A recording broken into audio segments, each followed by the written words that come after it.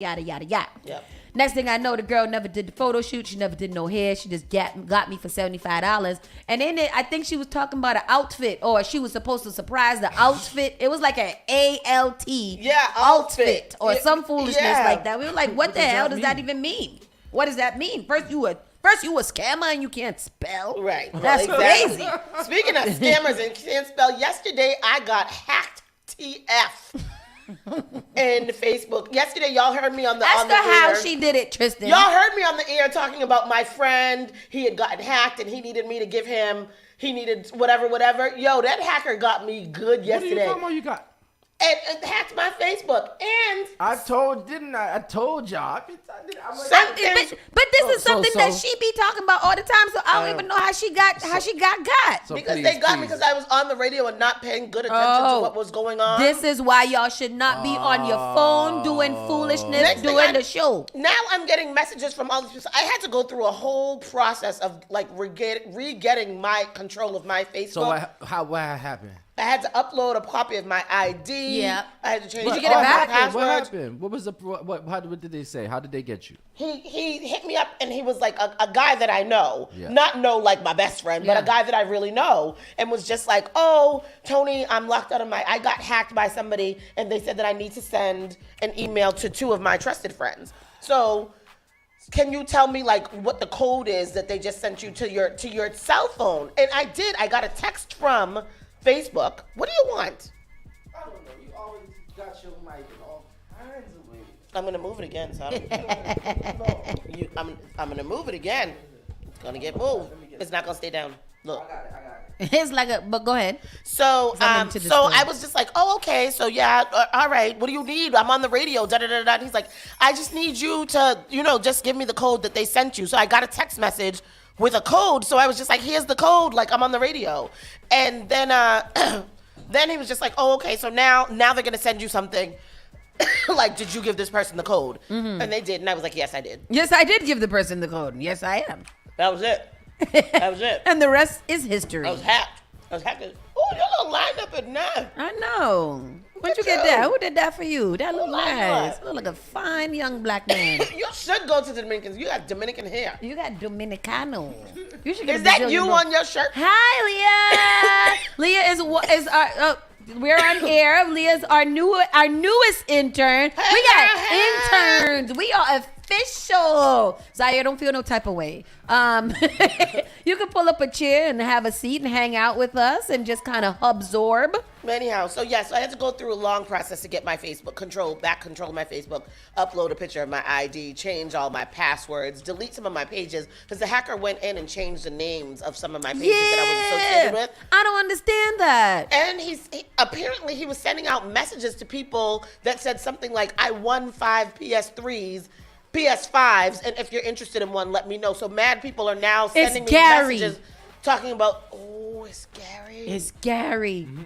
Gary Bantan is the one. It's the hacker. Hacker. So now bad people are like, I'm interested Gary in the PS3. I'm like, leave me alone. I was hacked. That's a scam. I'm sorry. No, so now you have your face back. Now tell them that you have the PS3. I am. Get but they're the money. Still not believing me. No, tell them that you have them. Get the money for it and then start a new Facebook page. So now you have scammed the scammer. Well, I could have if you didn't just tell everybody on the radio that that's what I could do. My bad. You always trying to flop my career. Terrible way to start your scamming career. Damn. Anyhow, so that was that. Something else that I had to say. I don't know what it was. Oh, we went out flyering yesterday. That was fun.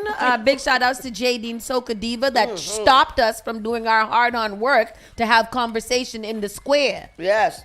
Terrible, but JD, it was nice terrible. conversation in the square with JJ and Soca Diva. It was. And then we discovered the new little West Indian market in the square. Yes. Mm-hmm. It's not new. It's been there for quite some time. Oh. Yes. Oh. Where is that?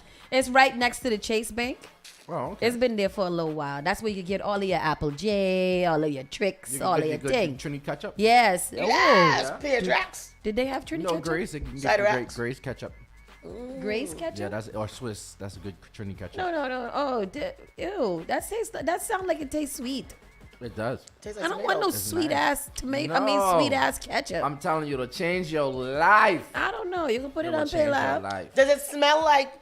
No, I- American ketchup smells like that. Yeah. American's ketchup smells nasty if you are not eating ketchup. Yeah. It Like if you doesn't smell taste like somebody vinegar. else with ketchup, you'd be like, ew, that's nasty. America's ketchup is like salty vinegar sweet. Oh. Trini ketchup's like a sweet, not tangy, but just nice. It's crazy. I'm telling you. That it'll sounds change like your jelly. life. Next time you go, bring me It's a like packet. it's like a ketchup sauce. And not Ketchup gravy. tomato no, sauce. No, it's sweet. It's not. It's like a sweet, fruity type. It tastes like Tastes like tomato. jam. Tastes like tomato, Tomato with a little bit of sugar. sauce. Tastes like tomato with sugar. Spaghetti sauce. Yeah, Grape sauce. yeah. Grape juice. Anyhow. Sauce. Tomato. That's cool. Last night I attended the Save the Harbor Gala at the Lawn on D. That was very, very nice. And it was they had a lot of a silent auction, and they of course had the games and all of that stuff on the Lawn on D. They had a specialty drink. It was called the Save the Bejito, and it was free. That's I me. had Several. 3. Save the Viejito is me. and I felt nice. I felt cute last night. So that was really, really nice to attend. Thank you. Shout out to Sahara for asking me to attend that. And that was that. How was your evening? My evening was fine. I just went to the Kim, and then I came home and I cooked a family dinner. You did. I did. I've been cooking recently because I'm trying to pose myself for the summer as a domestic girl summer with a little bit of hot in it.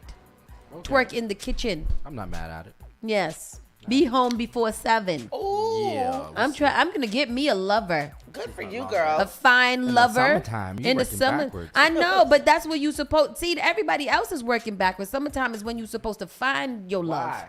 Because this is when they out, so the one who sticks to you is loyal and he's not into the game. Yeah. Somebody else dragged him outside. He usually Oh. in the side doing Bible study and things like that. And I want to Oh. be with that man. Oh, okay.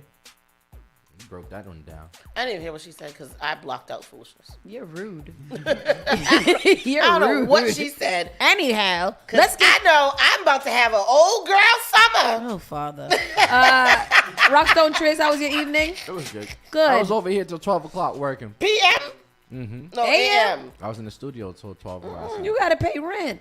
Don't be staying in this Hey, studio. Red, I was working for this station. Oh, shit, don't pay no rent. You working. Let me slip you a little rent. Interns, how you guys doing? Good? Good. So we're going to get this show started. I don't know how we start the show early and then still start the show late, but let's go. Spark FM Online, Saucy and Friends in the Morning starts right now. Turn it on. Turn it up. Is SparkFMOnline.com. Call Spark FM at 617-272-3387. Advertise your business, brand, or music on Spark FM. Contact us at SparkFMOnline.com for more information. Bon dia, everybody. It is Wednesday, May 24th. Wednesday, May 24th. It is going to be generally sunny despite a few afternoon clouds, slight chance of rain. It's a high near 77, winds in the south-southwest at 10 to 20 miles per hour. We're going to have a 30% chance of precipitation, a low of 46 if we get there. But otherwise, it's a pretty decent day. It's not too bad, not too shabby. Not too shabby at all. I'm excited about today. Big shout outs to my good friend, Pep, Dr. Pep, as we will now call her. She is be graduating this day with her doctorate. Get it, Pep? Let's go, Okay. Pep. Go, Pep. Go, Pep. But yes, big shout out to her. So I'll be attending her graduation today. Having a good old Why? I grand old. wasn't invited. You can come. Okay. You're gonna be there. It's fine. And yeah, we're gonna have a good time today. hang out, have a little champagne toast later, and all kinds of great things. I love a champagne. I love a champagne toast. But let's get into the show because we have a little pop-up interview today to help us talk about our finances, get those right. Per usual, we like to make sure that you guys have your finances and your monies in order because the summertime is about to be hot. We outside. And you got to learn how to budget your outside time. Boston high school students put their business ideas to the test. Okay, what they did. In the entrepreneurship program, high school students in Boston's Hyde Park neighborhood are learning the ropes of starting a new business. Lots of stuff they may help you through your day, said Ethan Hudian, who is a freshman. Together, this group created a box of a self-help kit box. I wanted to help and self-care be more accessible. I wanted self-help and self-care to be more accessible. A freshman who also came up with the idea of the business called the Spirit Box. I have friends who struggle with the mental health and really makes me sad to see that they feel that they couldn't help themselves. The teens are part of a program called Build Boston. We're an entrepreneurship education program for high school students. And what is this box? Inside the Spirit Box are self-nurturing items, including a squishy bun for nervous tension and a notebook. Writing down your feelings is the best form of therapy. There's also a smooth ink pen and of course a candle. I just think they smell good and they make the box smell good.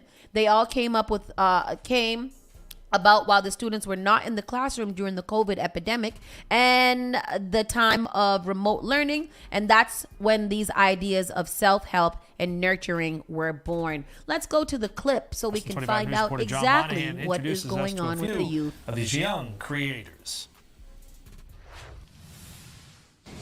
A bunch of stuff that maybe might help you during your day. This box is a self-help kit. I wanted self-help and self-care to be more accessible. These students, all freshmen at a Hyde Park high school called Another Course to College, developed the idea called the Spirit Box. And then I have friends who struggle with their mental health, and it really makes me sad to see that they feel like they couldn't help themselves. The teens are part of a program called Build Boston. We're an entrepreneurship education program for high school students. Inside the Spirit Box are self-nurturing items, a squishy bun for nervous tension, a notebook, Writing down your feelings is the best form of therapy. a smooth ink pen, and, of course, a candle. I just like things that smell good, and they make the box smell good. This all came about when students were not in the classroom during the COVID epidemic and the time of remote learning. And that is when this idea of self-help and nurturing was born. Each student has a management role. Tahana is the CEO.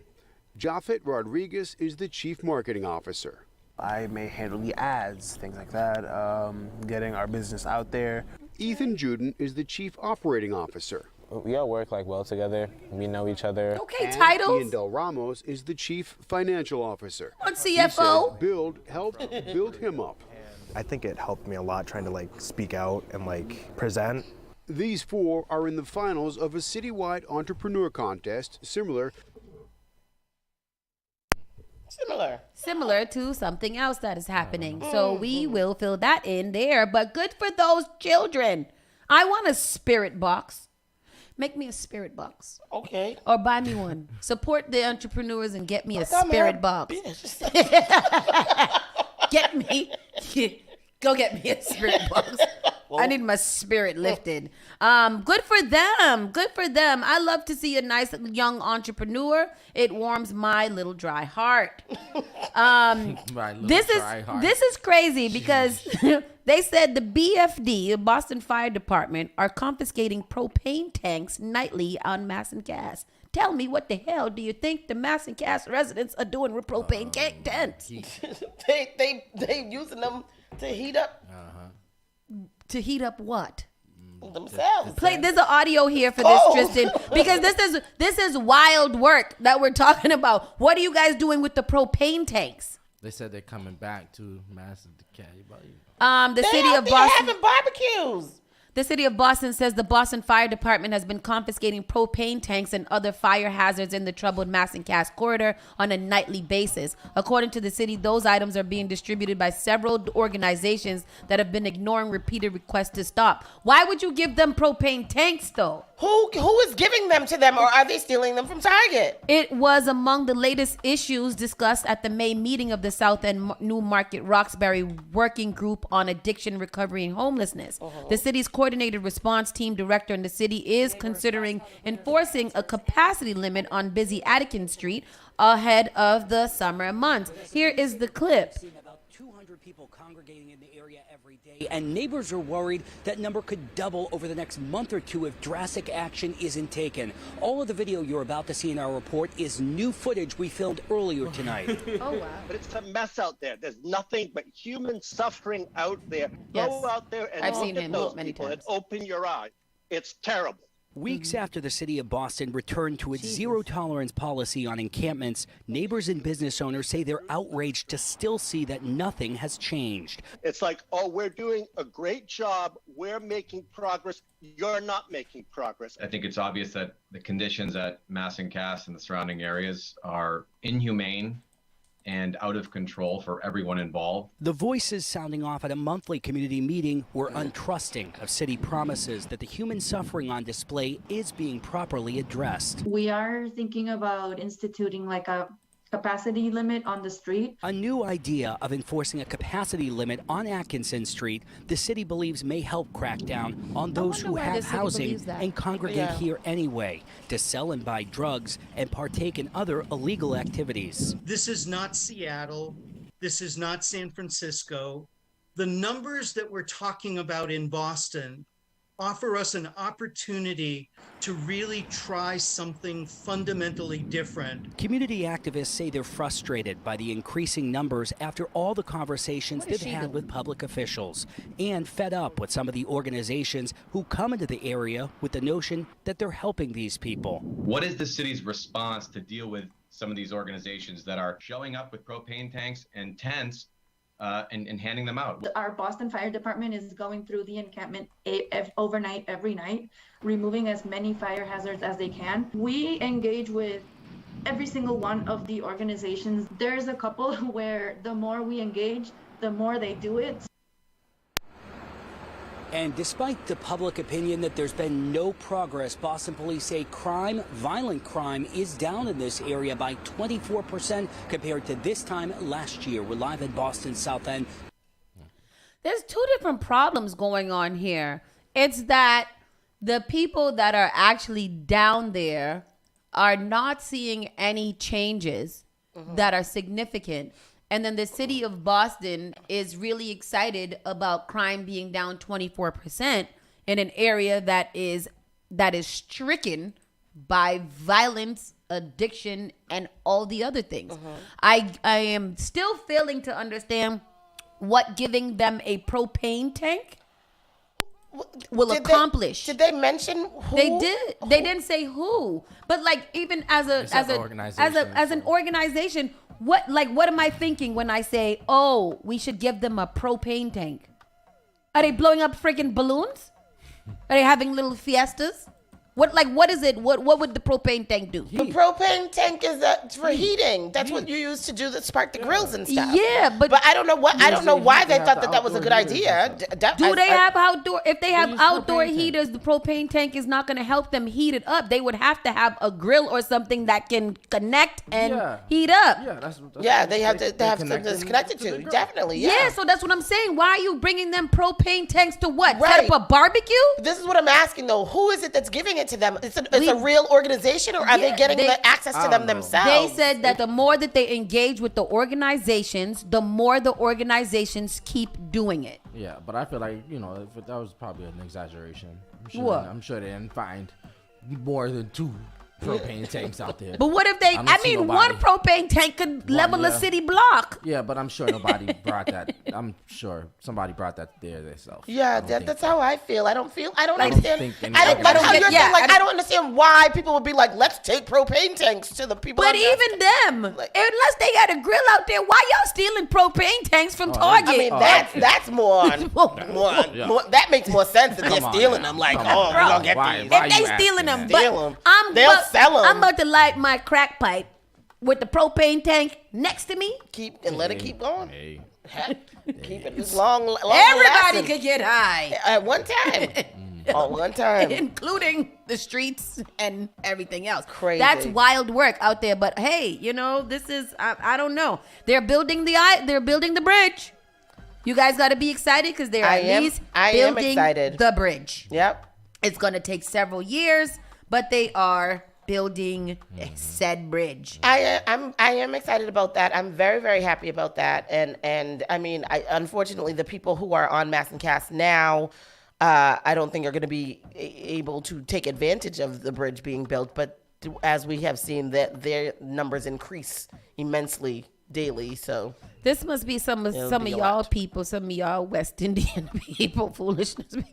Stop. That is a very, very, very stereotypical thing to say just because there's machetes involved. You're racist. A man was arrested Tuesday after he allegedly waved 2 machetes around in Boston's downtown crossing area. The incident happened Tuesday night near the intersection of Winter and Tremont Street. Police were later seen handling what appeared to be one of the machetes near the scene shortly before 9 p.m. There was no word as of 9:30 p.m. on what charges the man arrested in this incident might face. Perhaps he was practicing because he's a ninja. But kind of shocking. Neighbors and longtime customers in disbelief. An employee. Oh no, this is a different one. This is a supermarket stabbing. Who gets stabbed at the supermarket buying some cheese? What happened? That's a whole. We got lots of knife wielding stories in here. This was in our group chat. I put it in there. No, I don't think you filled in all the rest of them. Man arrested accused of machete? Yeah. Oh, okay. Man arrested accused of It's the one that says man arrested accused of machete. Yes. Shut up. He's getting to it, damn it. All right. Yeah. I want a machete. I want 2 of them. Why? So you can go. No, because I'm a down ninja. Because what if he actually was just practicing for a? You're a ninja, all right. He was practicing for a competition. Why don't you have a machete? I have one. I have 2. Oh, I don't have no machete. I have a cutlass. So it was you, Tristan. No, it's not me. It was you. Here we go. I got it. I have a machete. I have 2. Do you practice being a ninja with them? No. Yes, I cut grass with them. Breaking news in Boston, a man now under arrest accused of waving 2 machetes around in the downtown crossing area of the city. This happened right at Winter and Tremont Streets just a short time ago. Police handling what appears to be one of those machetes. No word yet on what charges that man may face. You thought they were swords. Swords. No, that's what I'm saying. I think that he might have had a psychotic break and thought that he was actually a ninja. And how did they get them away from him? They didn't shoot him or kill him. Again, back to the story with the man who killed a man on the train. Why you kill that man for yelling out? This man got 2 machetes and all the police in the world was able to get the machetes away from him. Yep. You didn't have to kill that man on the train. Yep. You didn't have to do it. Yep. Arrest that other man who killed that man on the train because that's not okay. Yep. But yes, somebody got stabbed in the Stop and Shop yesterday trying to buy a little bit of turkey. Is that what happened? Or are you just saying I'm making things up as I find the story. But I mean, that's if you're getting what makes somebody get stabbed at a deli counter? Here we go. I have the story. Tell me. Why are you angry? What happened? Maybe they took the last turkey. Cheese. That's farting. Around 3:30, Boston police converged on this Mattapan Star Market for a stabbing inside the grocery store. Boston police say the victim says he and the suspect were in an argument, and that's when he was attacked with a knife. Shocking? Yeah. Disappointing. Not surprised, but kind of shocking. Neighbors and longtime customers in disbelief. An employee source says it was a fight between 2 workers at the deli counter and that one employee was arrested. Boston police confirm the suspect, 47-year-old Trevor Charlton, was arrested and charged with assault and battery with a deadly weapon. I don't expect anything like that to be happening while I'm in the store, and so at least I hope not. It just sounds like a very unfortunate isolated incident. The grocery store issuing this statement saying, quote, "At Shaw's and Star Market, we work diligently to provide a safe shopping and workplace environment." But the company did not answer any further questions about the suspect or how the victim is doing. Frequent shoppers just hope the man is okay. I hope they're okay. I mean, that's terrible. this is the first I've heard of it, and so I feel bad, and I hope that they're okay. What news reporters who just find a random person on the street? Do you know that there was a stabbing in the Star Market? Yeah, and the guy's like, oh, yeah. I hope they're okay. Yeah. We'll like record that. This is the first time I'm hearing about it, but That's are they still there? Okay, because I do need some cheese. But that's awful. So it was two workers behind the deli counter. Oh, and they got into an argument, and one of them stabbed the other one. Now you know what's really awful about that is the deli counter always has a long line. Everybody pulling these tickets. Yeah. But now we get to wait extra long because both of y'all decided to stab each other. So now how long I got to wait for my cheese? And that's why they have to cut the cheese earlier. Yeah, pre-cut the cheese. You get those pre-cut cheeses? Sometimes, because I have to look on the date, and as long as it's the same day, then I will. But I won't do it if it's like the day before. For some reason, I don't feel like they're as fresh as the deli when you get them cut. Yeah. No, I agree. Even though if I see them cut it right there and then put all the packets in the pre-packet, I still want you to cut mine's fresh. You want yours freshly cut. Yes. No, I get it. Yeah. I understand that. It's weird, but I get it. And then some good news. NBA playoffs. Woo! The Celtics forced Game 5 in Boston. Beat the Heat. Yes. Go Celtics. They beat the Heat to extend Eastern Conference Finals. The Boston Celtics were not going to be swept, and that's what I was worried about. Can we talk about? Yes. I feel like being swept is hella embarrassing. And I didn't want to have to deal with that at all. Yeah, no. I was very, very stressed out about it. That's why I didn't watch no games. But yeah. So they starved off elimination with a 116-99 win over the Miami Heat in Game 4 of the Eastern Conference Finals to force a Game 5 back in Boston. And I swear for God, y'all better not lose at home in this final season. So when that going to be, today? Jason Tatum scored 33 points Monday. and had 11 rebounds to pace the number 1 2-seeded Celtics and cut the Heat's deficit from 3-1. No team in the NBA history has come back from a 3-0 Oh, really? Really? Wow. So the Celtics still have a huge hurdle to clear to return to the NBA Finals. The Denver Nuggets await the winner of this series in the finals. And just a big shout out to the Denver Nuggets. We have a player on there. His name is Bruce Brown. And he is a son of Boston, Massachusetts. Even in his Instagram, he says a Boston country boy. If y'all ain't out there rooting and waving and hollering for some Bruce Brown, you don't got to root and rave and holler for his team. But you guys got to root and rave and holler for Bruce Brown because he is our own and we stand up for Boston's own. Well, let's go, Bruce Brown. They are. Down the bottom of our news report, we have a lot of what Boston has to say about him. People are saying Bruce Brown representing for Boston. Love to see it. Yes. Boston's own Bruce Brown making Lakers' lives miserable, doing his part for his city. Do it. Bruce Brown, Boston kid, Dorchester. F it. Bruce Brown is our Boston representative now in the finals. The ship is coming here one way or another. Hello. Get it. Say that. That's let's go, Bruce saying. Brown. Get it, Bruce let's Brown. Go, Bruce. Go, Bruce. Go, Bruce. He's our Brown. I like him. So, no, regardless of how this turns out for the Celtics, we already know that Bruce Brown is there. So he's waiting for us to catch up. That's going to be a crazy game if we end up going against them. Yeah. What'd you say? We got some words from Mr. Tatum himself. Let's see what Tate saying. Tate. Here we go. He's a fine man. Good spirits. Light right? skin Everybody as hell, was but upbeat. he's fine. And, you Say know, words, as cliche baby. as it sounds, you know, we just try to take it one game at a time. Take whatever you know, game we tried you to break it down of, you know, we didn't play well those first 3 games. We didn't deserve to win. But, you know, we didn't want that to define us, define the season. And we still got a long uphill battle to go.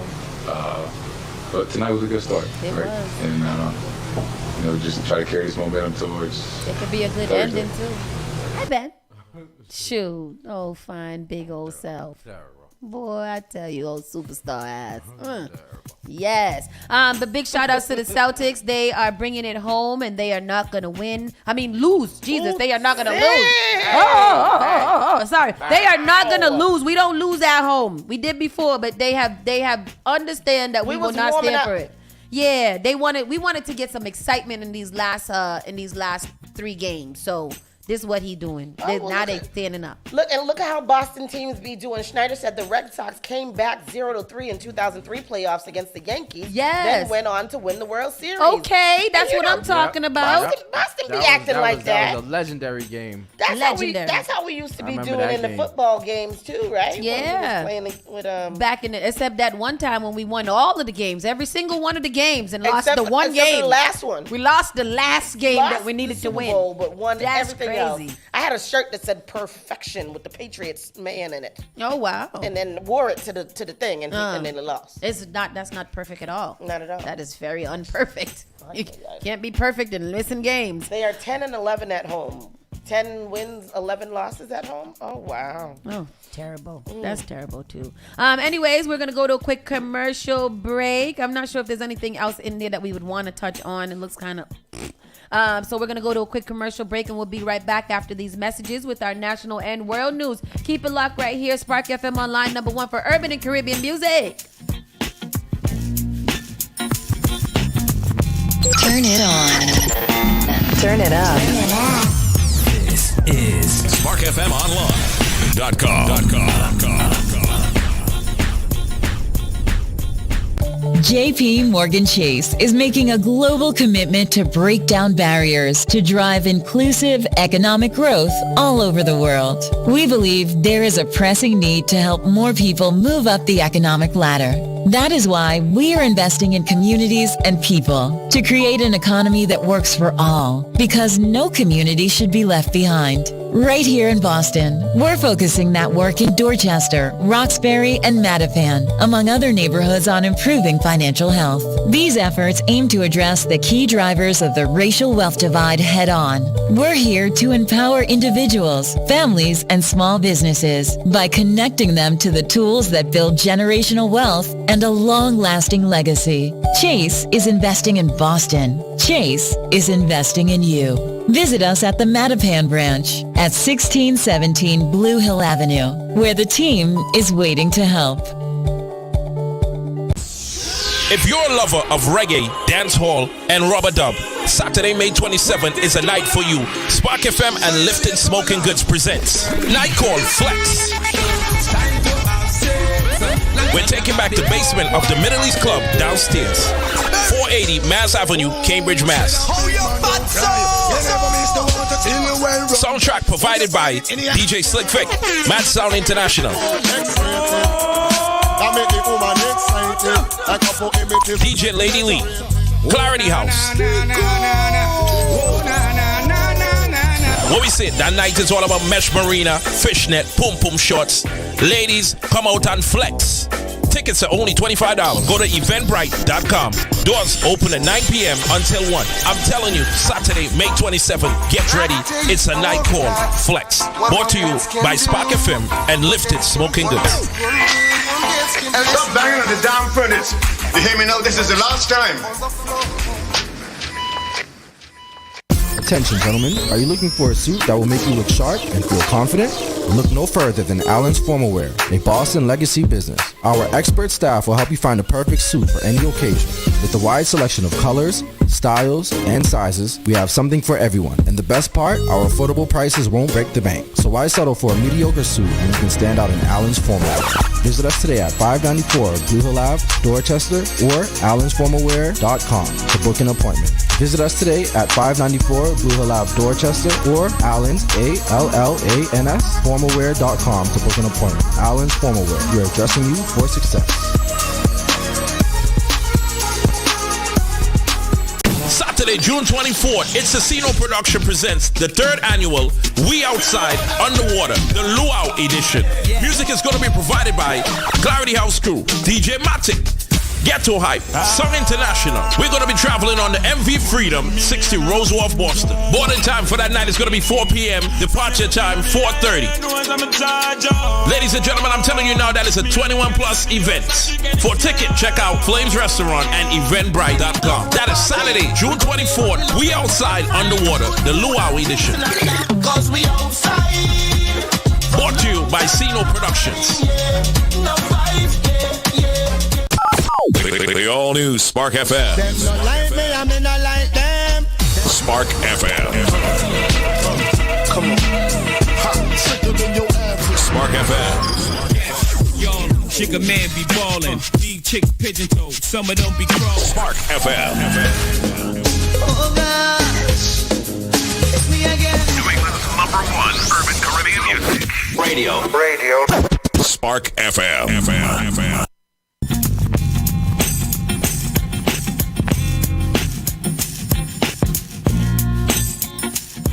Spark FM Online, #1 for urban and Caribbean music. It's time for us to get into our national and world news. Miss Tony, what you got for us, honey? Hello, everyone. Hey, y'all. Good morning. There's all kinds of things happening in the national news. An Alabama couple has been accused of intentionally spilling 500 gallons of oil. What makes you get up in the morning and says, let me go spill some oil on the highway? Intentionally. 500 gallons of oil for 33 miles. For 33 miles. I don't know. It came in Allen and Clark and Keith Allen Clark and Laura E. Clark were arrested on Monday, according to the Lawrence County Sheriff's Office online booking records. Both were charged with criminal littering and criminal mischief, online records show. According to a Facebook post by the Sheriff's Office at about 6 p.m. CTD. What's CTD? Anno Domini. No, Country District Time. Country downtime. Country downtime. On Saturday, 911 dispatchers received calls about oil on the roads of eastern Lawrence County. The trail of oil crossed into neighboring Morgan County and nearly into the city of Decatur. What would make me want to do that? But where did they get it from, and why did they do that? And then why? I don't know. It said that they needed 70 hours to clean up the slick roads using 37 tons of sand. Deputies receiving home security camera footage from the roads were able to determine that nearly why can't I read? The 1990 blue GMC truck was pulling a utility trailer with a container capable of holding 500 gallons. They said that the remnants of the spill were still visible on the roads.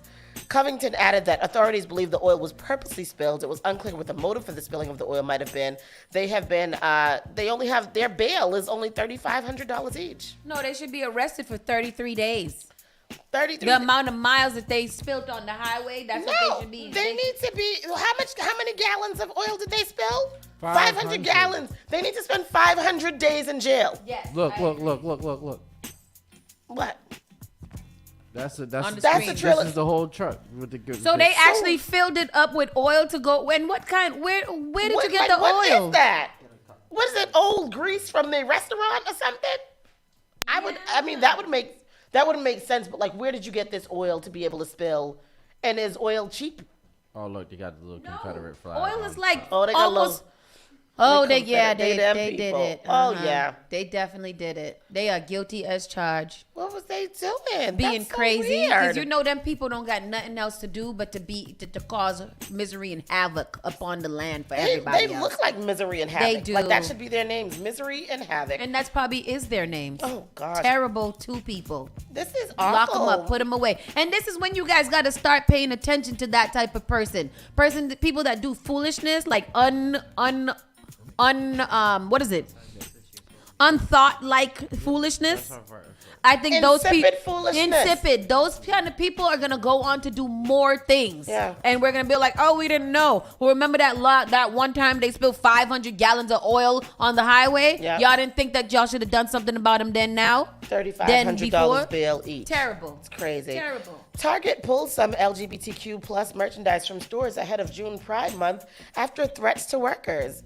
Why? That's so crazy. I think Target has the best Pride Month. That's when that's where I got my ally shirt, I believe. My little rainbow dress. Yeah, that's a nice dress.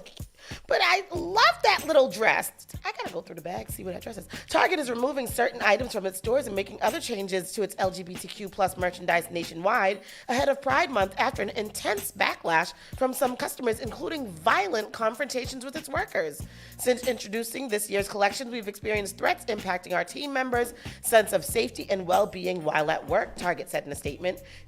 Given those volatile circumstances, we are making adjustments to our plans, including removing items that have been at the center of the most significant confrontational behavior. You gotta be a real piece of shit to sit there and fight people over a T-shirt in a department store. Yeah, like, what is your problem? And why are you fighting the workers? Yeah. Do you think the people that work at Target are the ones that manufactured the items? Yeah. Why are you attacking the workers? Because ignorant people that do things like that literally come from a place of nothing but hate. Because it's a T-shirt. It's a T-shirt or a dress. It might be a hat. Well, what are y'all doing? Target declined to say which items it was removing, but among the ones that garnered the most attention were tuck-friendly women's swimsuits that allow trans women who have not had gender-affirming operations to conceal their private parts. Designs by Abralin,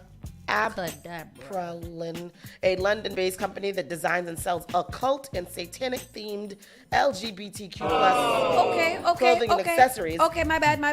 I retract my statement. Me too. Perhaps you should remove those items. The occult ones and the satanic ones. Yes. They've also created backlash. The Pride merchandise has been on sale since early May, and Pride is held in June.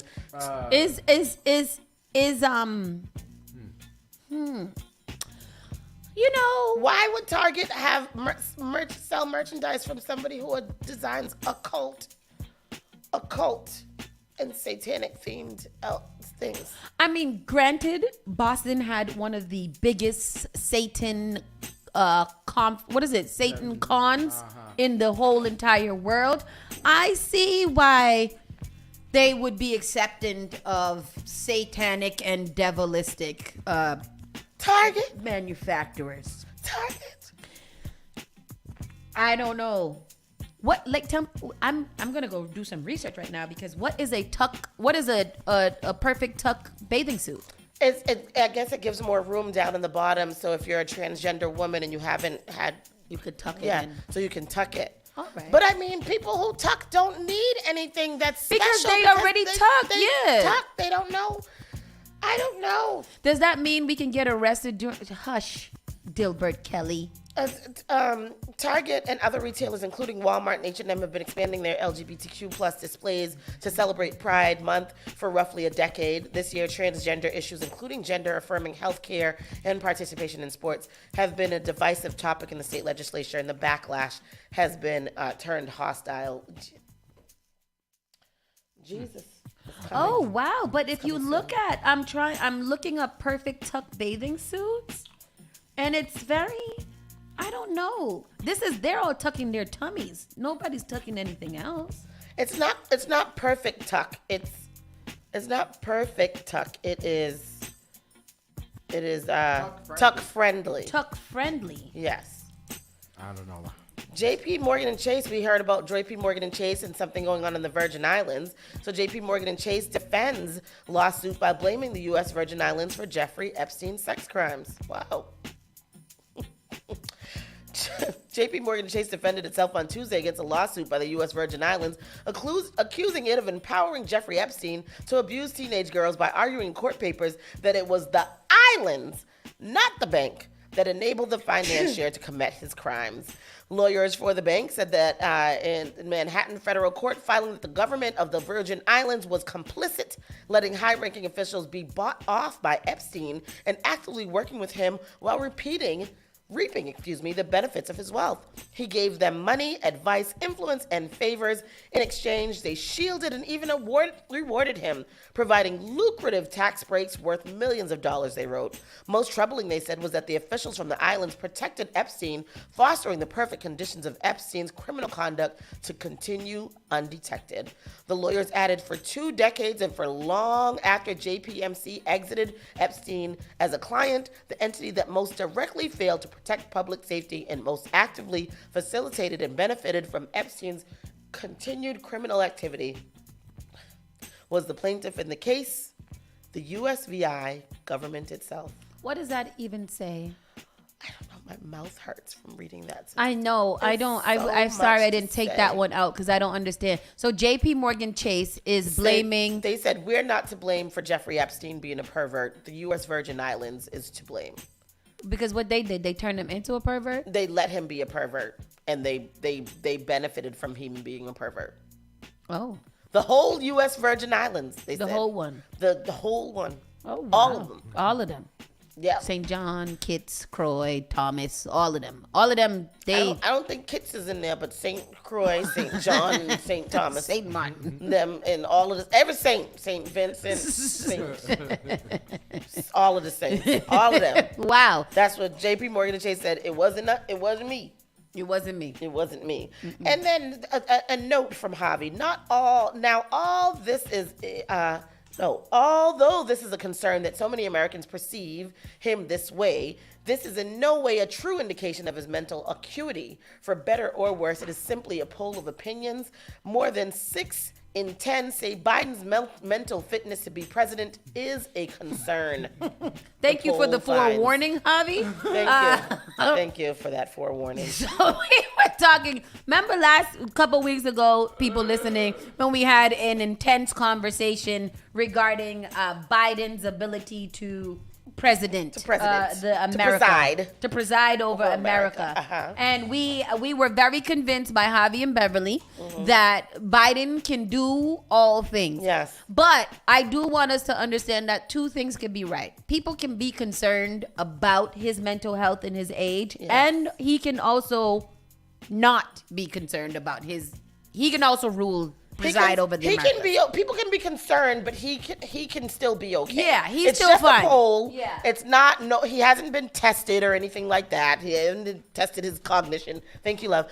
So a significant majority of Americans say they believe President Biden's mental fitness is a real concern that they have about his ability to president, according to the latest NPR PBS NewsHour Martis poll. Respondents said by a 62 to 36 margin. Damn. 62 to 36. Rather than dismissing it as simply being a campaign strategy used by his opponents, Biden did, however, actually see a slight increase in his approval ratings to 45%, up 4 points from last month.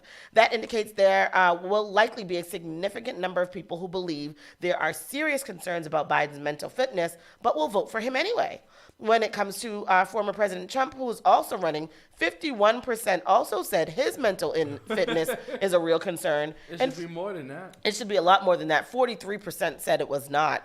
But 43% all have mental illness. Exactly. It's those people who are spilling oil on 33 miles of highway. That one. With a Confederate flag in the front of their thing. Those are the They're same like, people. no, Trump's fine.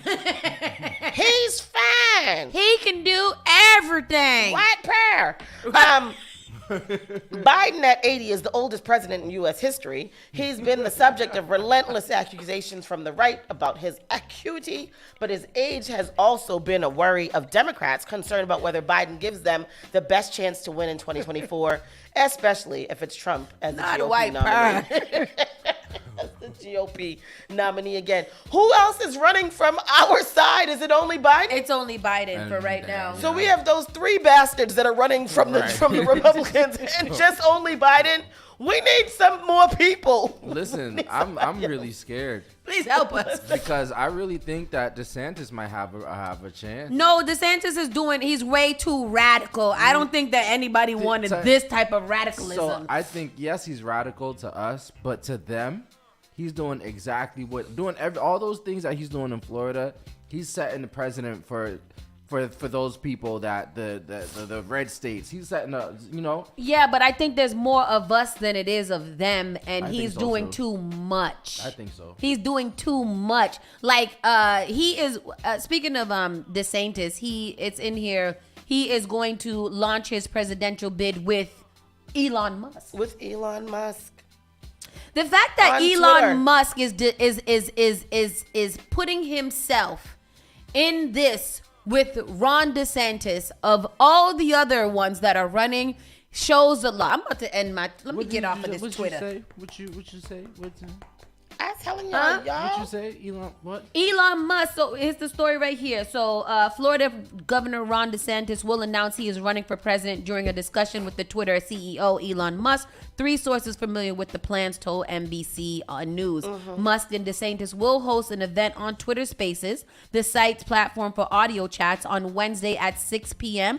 It will be moderated by David Sachs, a tech entrepreneur who is a Musk confidant and DeSantis supporter. I probably will tune in. I'm not. I need to know what the enemy is planning prior to them planning it. And this is the problem with us. We get so wrapped up in what we not gonna do. Y'all got to listen to what these white men are saying.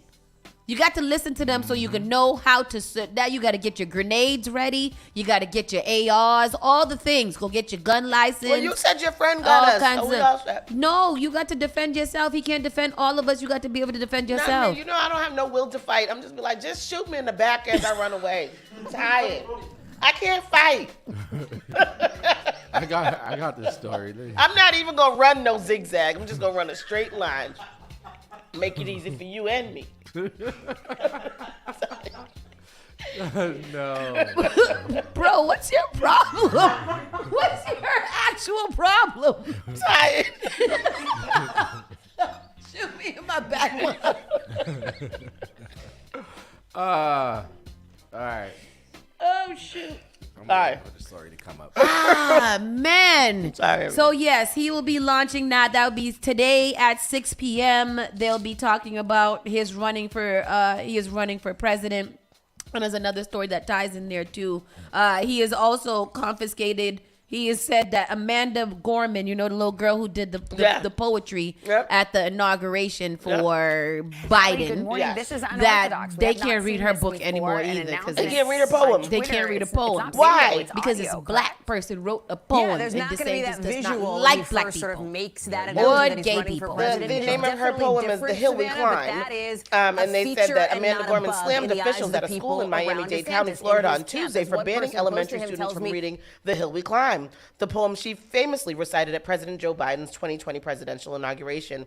The poem, which has been published as a short book, will now be accessible only to middle school students at the pre-K through 8th grade Bob Graham Education Center in Miami Lakes, Florida. In an attempt to fight back, Gorman said her publisher, Penguin Random House, is joining PEN America and others in a lawsuit to challenge book restrictions. I'm gutted, the former and first ever National Youth Poet Laureate wrote on Instagram about the Bob Graham Education Center decision to ban her work from the students it serves. The decision was made after one parent complained, Gorman wrote. What did the parent complain about? I don't like it. Why? It's just a black person wrote it. Well, it's because a black person, because it was a black, and she did the inauguration of Biden, and they hate Biden, right? Yeah. She also took to Twitter saying, so they banned my book from young readers, failed to specify what parts of my poetry they object to, refuse to read any reviews, and offer no alternatives. Unnecessary book bans like these are on the rise, and we must fight back. Her tweet included a copy of a complaint from the states her book is not educational and contains hate messages. The form, also tweeted by the Florida Freedom to Read Project, also says the complainant believes the purpose of the book is to cause confusion and indoctrinate students. Indoctrinate them into what exactly? Woke culture? I don't even know. They don't know what woke means. They don't want the black people. So they are so protective over white children that they are. Makes sense. I don't want the white children to feel uncomfortable, so we must do everything we can to make the black children feel as uncomfortable as possible to prevent the white children from feeling uncomfortable. Right. Because that's on brand. It's on brand for Florida. It's on brand for DeSantis. It is DeSatan. It's literally on brand, and that's disgusting. Sounds about white. Yeah, sounds about white. And that's terrible. It's sad because it's just like, I don't know. I don't know what's going on and why. What is that way of thinking? I need a translation for what that way of thinking could possibly be. If we erase all of the black history, then everything is fine. They're even trying to get a book taken up by what's her name there? The poet, Maya Angelou. Yeah. No, they've taken out books by Maya Angelou. Who the hell books takes by out a book Alice Walker. Yeah. Books that they've taken out, The Bluest Eye, they won't let the people read. There's all kinds of like really good books that these kids should read that they won't let them read anymore. That's crazy. And then pretty soon, can you imagine the future? They're gonna be blocking how many Public Enemy's music is not gonna be able to be played. But in Florida, it can be stopped. All of that mess. It can be stopped if people stop with this. I don't vote because a vote don't do nothing. If y'all don't get out there and vote that man out of office, This is literally how things are going to keep on going. I mean, with Floridians. Right, where the NAACP is advising black people not to travel to Florida. What is that? What is really going on? Y'all got to get out there and, like she said, vote DeSantis out. Here's a question that I have for him. With him running for president, does that mean he has to give up his gubernatorial seat? Mm-mm. Oh, so after he loses, he can still be the governor if they don't vote him out. Oh, yeah. And him being the governor, he thinks that he's the president of Florida. So it's very interesting. Very, very interesting. And last but not least, 19-year-old Missouri man arrested in U-Haul crash at the White House. Yes. What happened to him? He decided to drive his little truck into the White House. Well, for what? I don't know. A U-Haul truck crashed into security barriers around Lafayette Square across the street from the White House Monday night. The Secret Service said the driver of the truck had a Nazi flag with him when he was arrested, according to court documents. Makes sense. Yeah, well, U.S. Park Police on Tuesday identified the driver as Cy Vershith Kandula, 19, of Chesterfield, Missouri. Kandula appeared in D.C. Superior Court on Tuesday afternoon. On Tuesday afternoon. Here's the clip. Control of the White House and killing the president or anyone else that got in his way. Oh, my. The 19-year-old from the St. Louis suburb of Chesterfield appeared in court this afternoon on one federal charge. The White House says the president was briefed this morning on the situation by the U.S. Secret Service and the Park Police. The arrest comes as threats against lawmakers have surged in recent years. CBS's Jeff Begay is going to start us off tonight from the scene just outside the White House. Good evening, Jeff.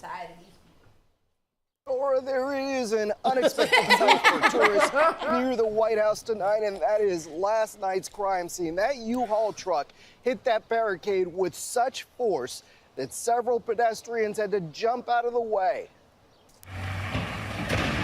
Oh.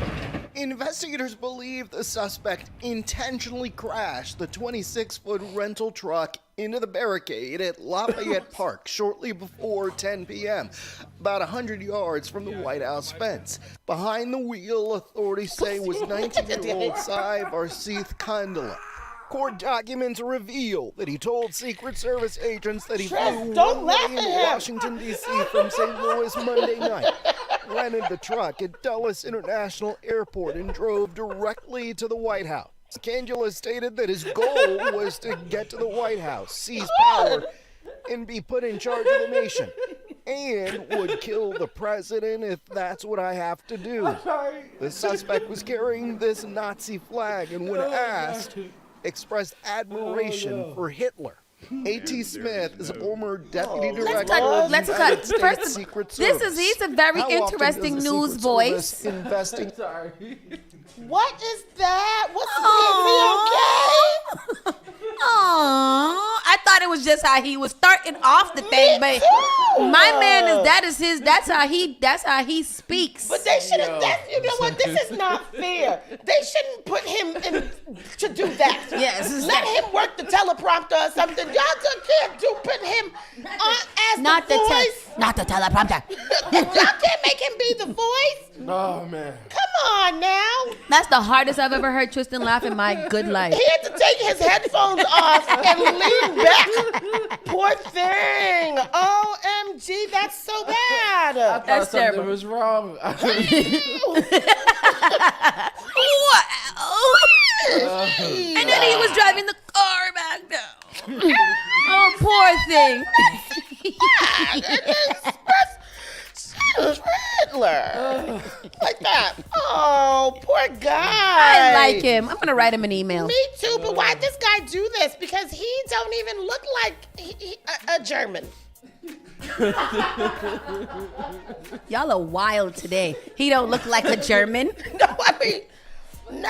What's he doing with the Nazi flag? The Nazis would not want him to have their flag. They would not. And that's the messed up thing is that these people are so brainwashed because he's talking about he was going to rule the nation.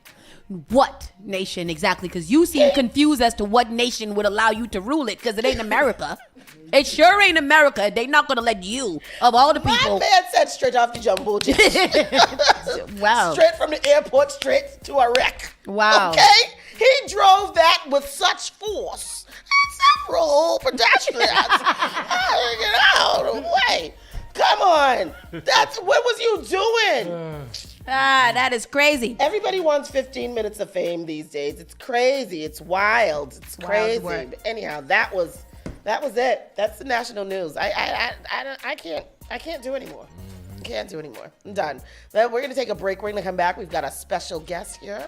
She's going to come in and teach you guys how to budget and get it right. Summertime is coming. We all want to do fun things. And so she's going to come in here and tell us. Our very own Michelle Braithwaite is going to be here in just a few minutes. We'll be right back.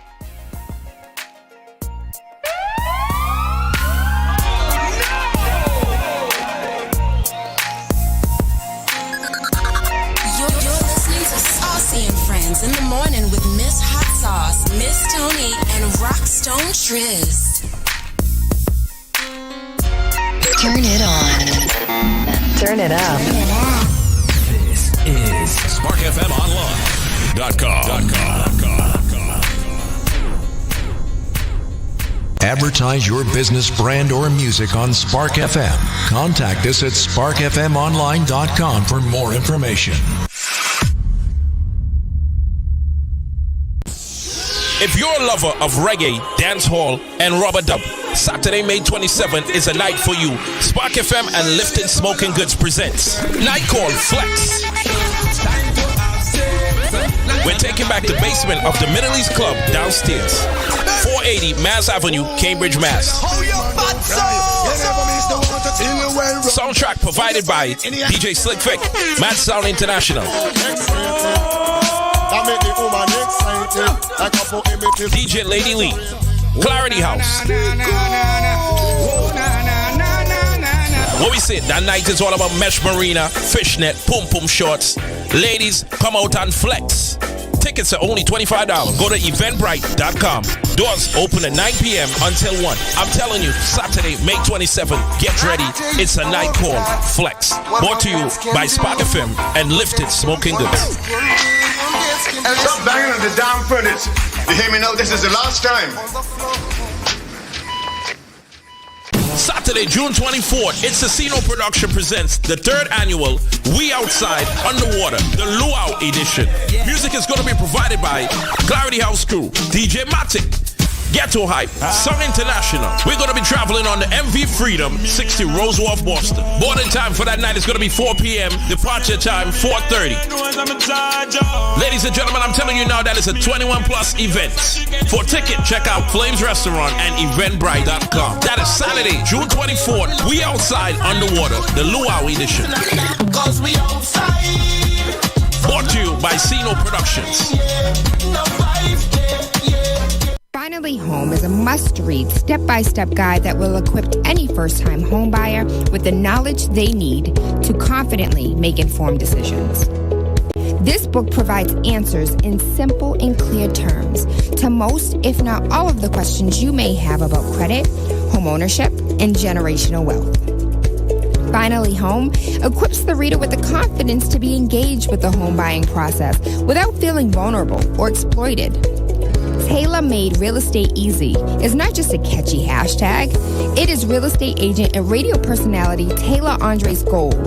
A goal to simplify one of the most challenging processes you will go through as an adult. A goal to educate you properly on credit and teach you the strategies to finding the home of your dream. It is not just a good book or an easy read.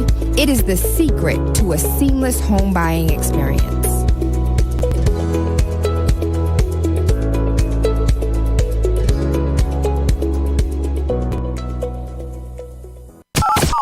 The all-new Spark FM. You're the baddest one. Spark FM.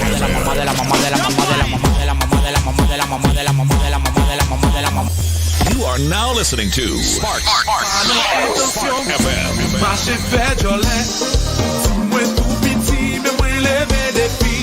Spark FM.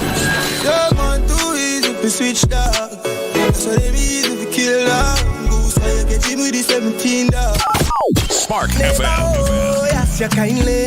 Miss Jolie, know your mango sweet, so Jolie, know your New England's #1 urban Caribbean music. Radio. Spark FM.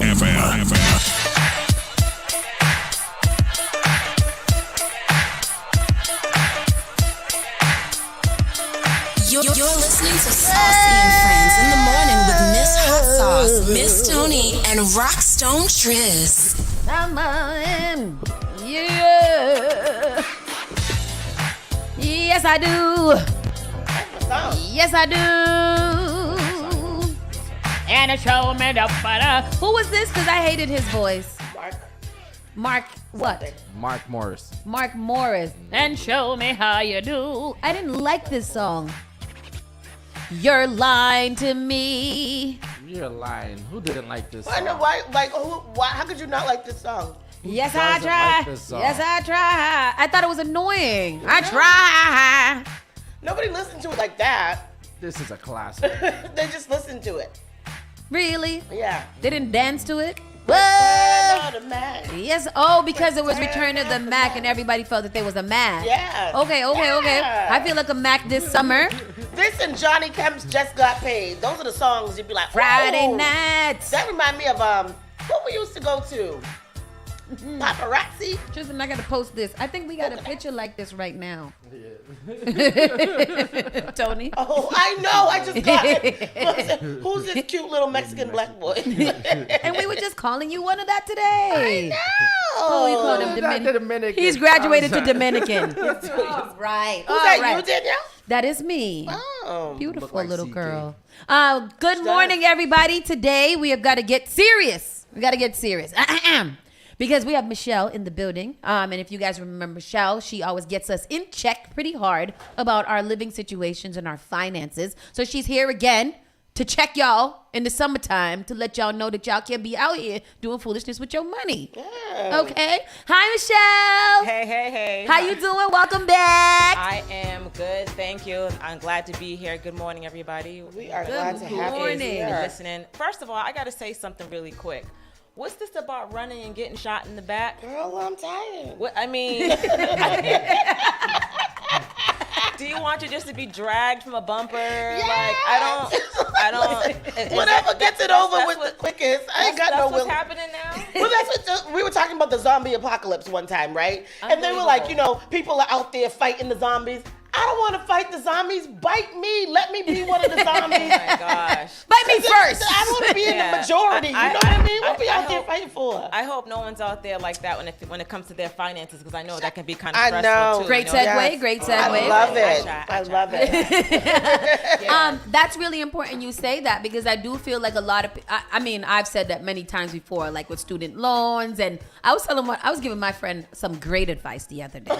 You'd be very Great proud advice. of this. Okay. And I was like, you ain't never gonna be finished paying them bills, so you might as well YOLO right now. And he was like, why are you talking to me? Like, why are you speaking to me? That depends, because somebody else, I mean, first of all, I'm a big proponent of we're always gonna have debt. The question is just how much, right? And then what kind of debt. Mm-hmm. But my thing is that don't ever go broke paying debt, because we're always gonna have it. That's right. You know what I'm saying? And that was technically what my message was, because he's like, oh, I need a new car. And I'm like, maybe you don't have to get your $100,000 car, but maybe you can get a $50,000 car that can get you to where you need to get. But I don't think you should not do anything because you got bills. Yeah, and the first thing too is like, a lot of people aren't aware that they can qualify for student loan forgiveness either. So if you work like in nonprofit, the public health sector, you can qualify for student loan forgiveness. Mm-hmm. And so my thing is that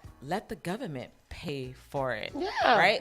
So you can still be able to save, put in money for a house, put money for retirement, but let the government, pay for that. Just make sure you sign up for it though, because a lot of people aren't even aware that they qualify for it. Yeah, that's one of the things that I really like about getting financial advice from you, Michelle. Is like you keep it real. You know what I mean? Because I remember we were talking one time. Listen, you were like, "Ain't nobody got time." Right, and I was just saying how like and shucking and jiving around what's maybe really I want to own a house someday, and she's like, "You don't have to." You don't have to want to own a house. You can live in this apartment and be fine. If you own a house, you're gonna have to pay all the bills, property taxes. You're gonna have to shovel in the wintertime, all of that stuff. You here in this apartment where they're taking care of all of that for you. So maybe you just stay here if that's what you want to do. It's a 30-year commitment. It's just like not everybody's meant to be married. Yeah. Hello. So what's the difference? Right. What's the difference? Right. I like that. I like the keep it real approach to financial freedom. Yeah. Yeah. Especially now, we had all these crazy Fed hike rates. Mm-hmm. We had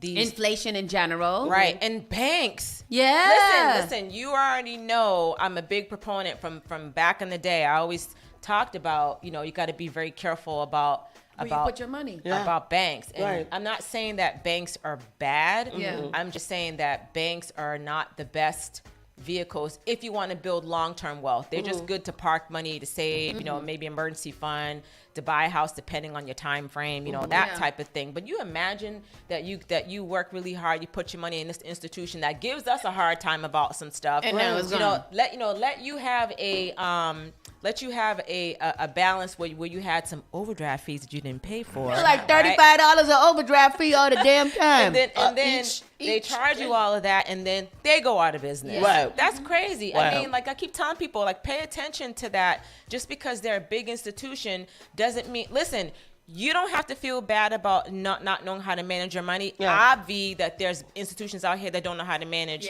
the money that we put our money in, which is crazy. Right. Which is more reason why we have to level up our knowledge. Can you break down to us what exactly happened with Silicon Valley Bank? Yeah. So so what happened was, this is the abridged version. So that bank is synonymous with funding a lot of startup companies. Yes. Tech companies. Yeah. Okay. So now, for all businesses, when businesses start up, what's the likelihood? Let's say if 100 businesses started, what's the likelihood of all 100 being successful? About 50%. Not even 50%. It's probably about 20 to 30%. Really? Yeah. Okay, so now watch this. What is how many of those 100 businesses will go out of business in 24 months? A large part. Yeah, 70% of 100. Correct. Yeah, 70 to Correct. 80%. So imagine having all of your assets, 90% of your assets backing those businesses, knowing that more than 70% of them are going to fail. Wow.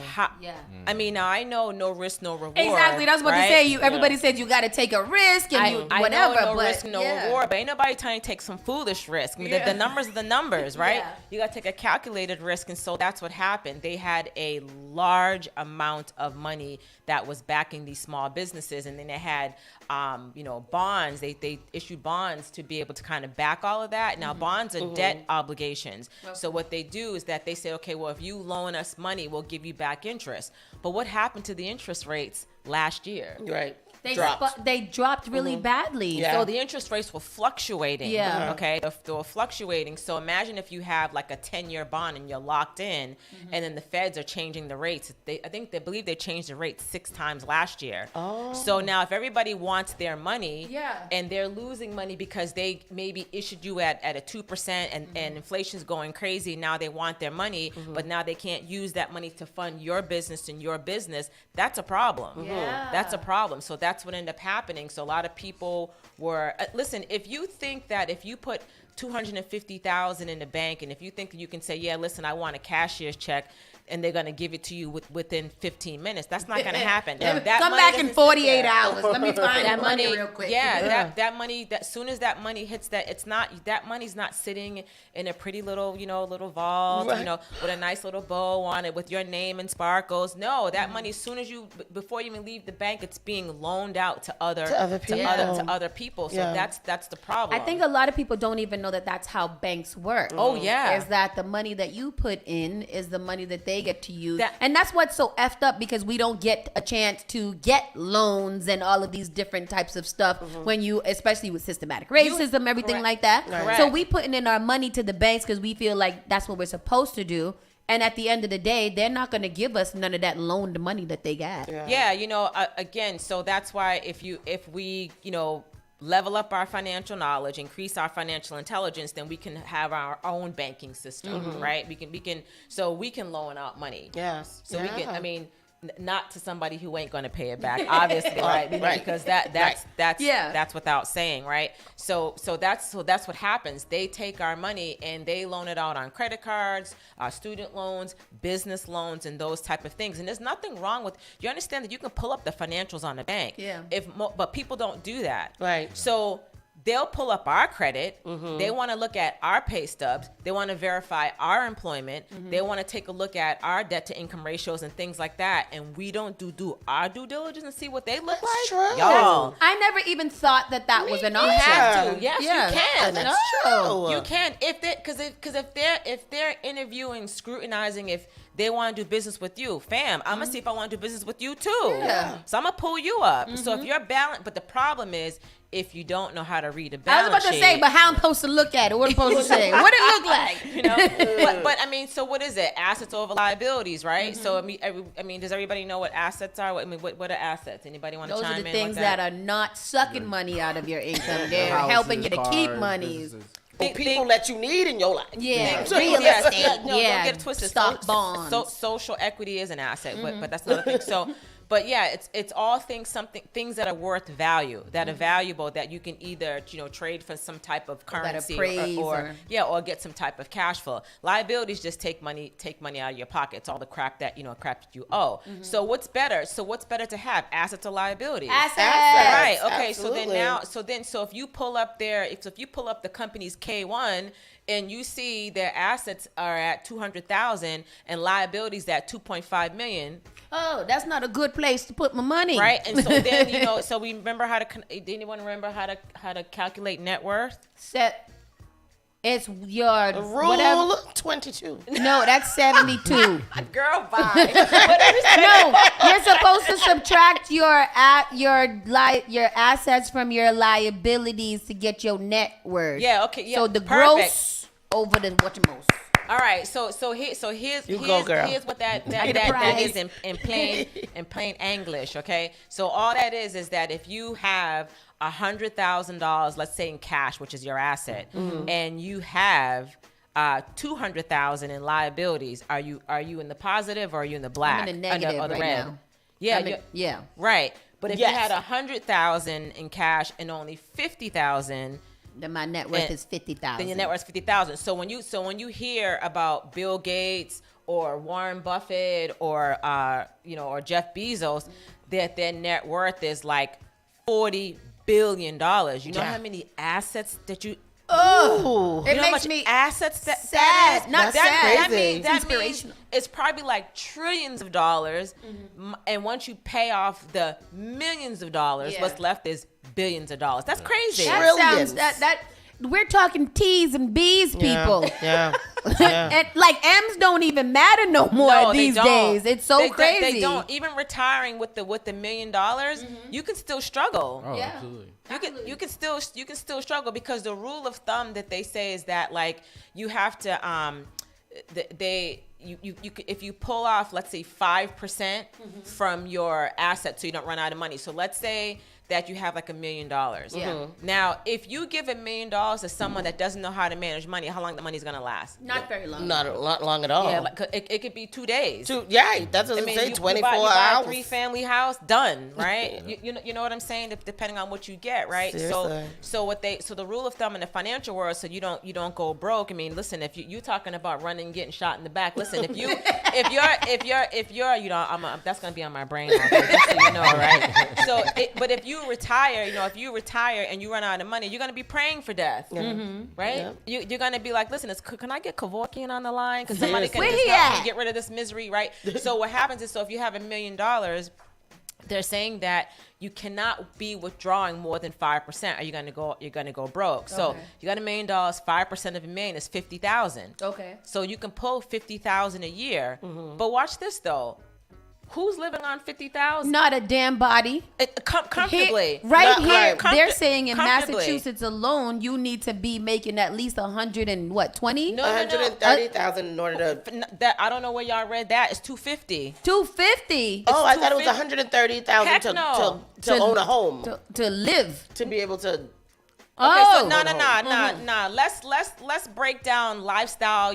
Being comfortable versus surviving. Yes. Okay? So, well, I think we're talking about surviving. That's what they say the least you need is to be moderately comfortable, you need $250,000. Yeah. Because that way, maybe you're living in a different zip code. So you have to worry about getting caught with the stray whatever, right? And then and then talking about being in a good school system, right? And then I'm not talking about having a staycation. I'm talking about having a vacation. Yeah. You know what I'm saying? You ain't going up to the White Mountains in New Hampshire. Yeah. You're going someplace else that requires a passport.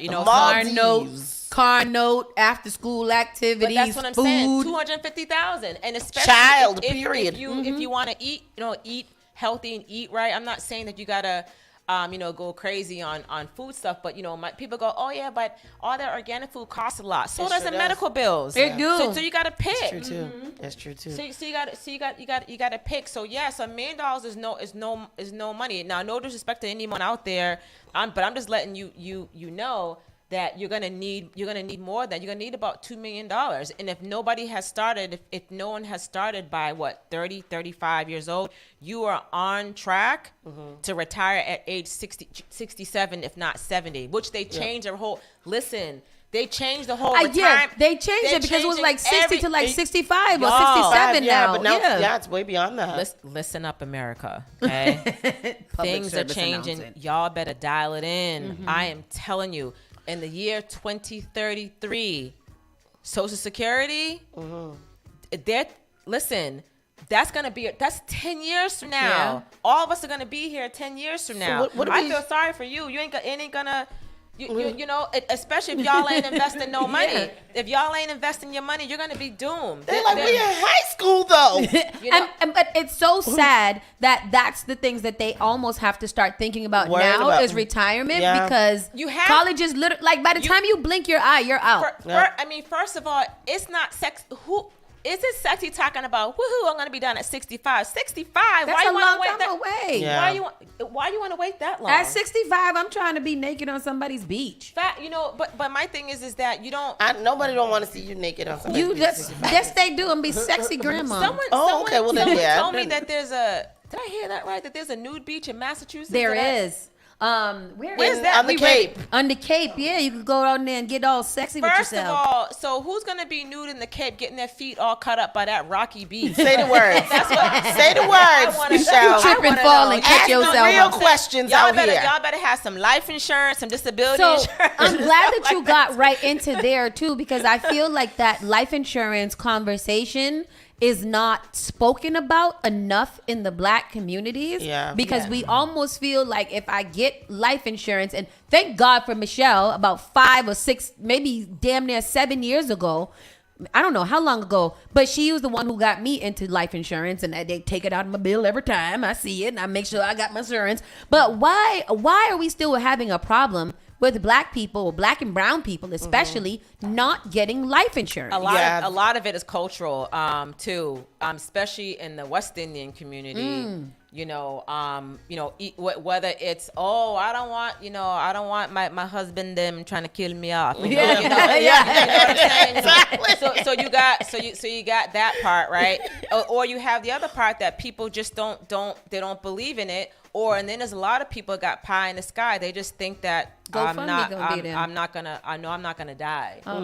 And then that other piece, the people feel like, hey, if something happens, GoFundMe is there for a reason that I can go. Don't put no GoFundMe out there. And that's crazy. I don't like it. That's crazy. But most of the time, in all seriousness, a lot of people think it just costs a lot of money. Yeah. And then I think that a lot of people too, like myself, are just like, oh well, I have life insurance through my job. Okay, let's talk about that. First of all, anybody, if you think that, why would you, let's just keep it a buck here. Why would you want your employer to say what happens in terms of your loved one's quality of life? Hello. Really? Right. Yeah. Really? That's what we doing? That's what we doing. The same employer that can lay your butt off too. And anytime. Because you can't take that life in y'all. You can't take the life insurance with you. Yeah. Everybody out there, if you're thinking that life insurance is the best thing for your family at your job, you're gravely mistaken. Yeah. And I have no problem with you if you want to go toe to toe on that conversation. But what about because it's not gonna the accidental death and dismemberment? But what if you die? But what if you die? Listen, so if you happen to eat shellfish and you die, was it accidental that you ate a shellfish, or was it natural causes because you had a heart attack? Which one is it? Yeah, that's true. No, which one is it? Is it an accident or is it a natural cause? I think it's an accident and a natural cause. Because I accidentally ate it, but it was going to cause my death. So on that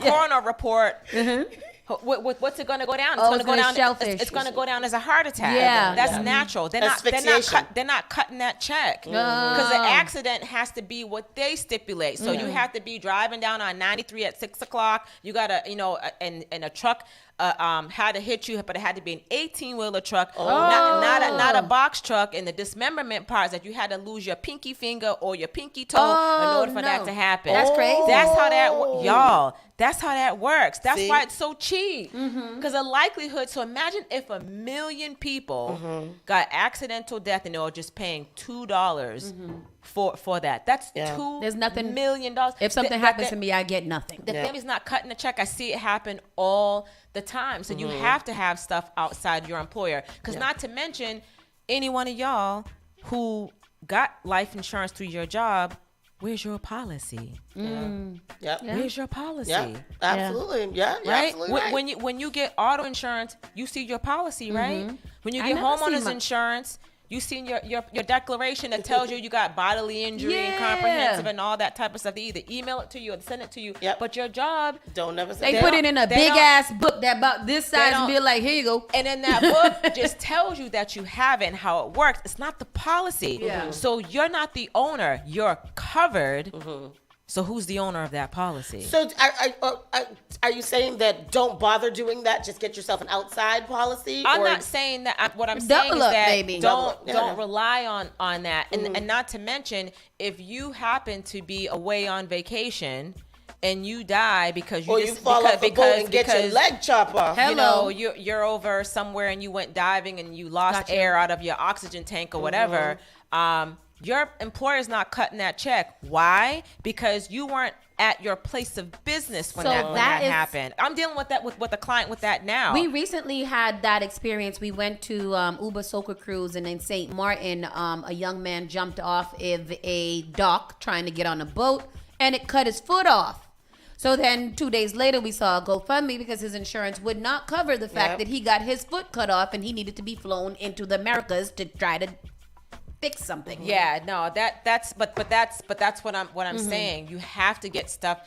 All financial planning is about you having control. A lot of people are just out of control. You can't control, like when you get paid, you can't tell the IRS, I'm not going to pay state and federal. They're going to take it out of your paycheck. I mean, now unless you're an entrepreneur. Take that off. Not unless you're an entrepreneur, which is why I'm all about entrepreneurship, because me as a person that has my own business, I choose when and how much I'm paying the IRS. But when I get paid, it's gross. It's mine. It's mine. So when you're an employee, you can't control that. You can't control whether you get a raise or not. You can't control, whether negotiating whether you want to take their 4 weeks vacation. If you want to ask for 6 week vacation, you can't control any of that. You can't control the tax code. You can't control sometimes how the credit card companies treat you, whether you're going to get discriminated against. So my thing is that a lot of people is feeling frustrated because they have no control, no knowledge, don't know who to talk to. This is why I got licensed, because there are not many people of color in this financial space. You see what I'm saying? So my job is to give the control back to the person by helping you level up your knowledge, know what they know, okay, and then having the financial intelligence to act on it, not going, I'm gonna do some more research. Research what? You broke. You gotta. I heard that, so I'm gonna do some research on it. You can't even afford to research, bro. Google's not research. Yeah. That's not research. That's just you looking up information. Like get it right. So the whole idea is that you want to be in control as much as possible. But that's what people are feeling frustrated because they're out of control. They keep getting taken advantage of. So what is the first step that we need to do? What is the first thing to do? Well, the first thing is that you have to. I mean, and it sounds, some of y'all gonna hate me for this, but budget. Before you even do that. Before budgeting. But you have to really just decide that you're worth it. Yeah. Oh, yeah. Okay. Y'all gotta really decide if you're worth it. If you're worth having financial freedom, if you feel like you're worth, having large sums of money, you're worth about having that you deserve to have a good quality of life. Mm-hmm. A lot of times we don't know our worth. All that's from that Jim Crow and that bad programming. You Yeah. understand, that we've been oppressed for still like 100 and some odd years. Stop calling yourself a minority. Ain't nothing minor about you. Mm-hmm. They're making a major effort to hold us back. Okay. So why are you calling yourself a minority? Stop that. You are everybody. You are a major deal. We're not minor. Yeah. So you have to understand our worth. Think about all the things that we gone through hundreds of years, and we're still in here. the same place, complaining about the same thing. But we're also still. But now there's a many around. of us that are still thriving. I mean, look at you. Look at all the accomplishments that you made, and how you're inspiring other young women and other anybody really just getting it, knowing that it is possible to be the first Black female at radio. I mean, that's a big deal. Yeah. That's a big friggin' deal. You're a big deal, regardless of all the oppressions, doing as a single mother and things like that. That's what I'm saying. We make a way out of no way. But my thing is that, but it's always harder for us. Like you were saying, very hard. You tired, you want to rather run and get shot in the back or being bit on the neck by a zombie, right? I told you I'm not gonna live that down, right? She's gonna use that, no. But after a while, you get exhausted because you're trying to figure out. So that's why I teach, because it's all about being smart with your money. Yeah. So the first thing you got to do is decide. Like, I decided that I don't want to be broke no more. Yeah. When I had credit card debt and student loans and working 4 jobs. Hell no. Like a Jamaican? Yeah, you see that on Living Color. Jobs. You got 54 jobs. Oh, you're lazy. I got 153 jobs. You know what I'm saying? So you have to, number one, first you got to decide. Then number 2, you got to see what you're working with. So you got to do a budget. Yeah. You got to do a budget. If we looked at Silicon Valley Bank's books and they did their budget, they wouldn't have gone broke, right? Yeah. But so it's the same thing with us. We have to see what's coming in, what's going out, okay? Yeah. And then the third thing, take a look at all your income sources. Is it just your one job? Is it a side hustle? You got to take a look at that, because when you're going through your budget sheet, you're like, man, you might look at and go, I got a lot more going out than I got coming in. Yep. This is that could be an absolute problem. Yeah. So once you take a look at your income sources, how much is coming in, how much is going out, and if there is an opportunity to free up some money, man, we gotta invest. Yeah. There are 2 ways to build wealth. Well, actually 3. Number 1, you got be a business owner. Bar none, because you can control your time, how much income, and you have a lot more control. Okay. Everything. Number 2, and property. Yeah. Yep. That's how you get wealthy in this country. Is you have to own. You can't be owned. Okay, you have to own it. And the last one is investment. Yes. You have to invest your money. 80% of non-melanated people, okay, their wealth comes from investments, businesses, and property. Absolutely.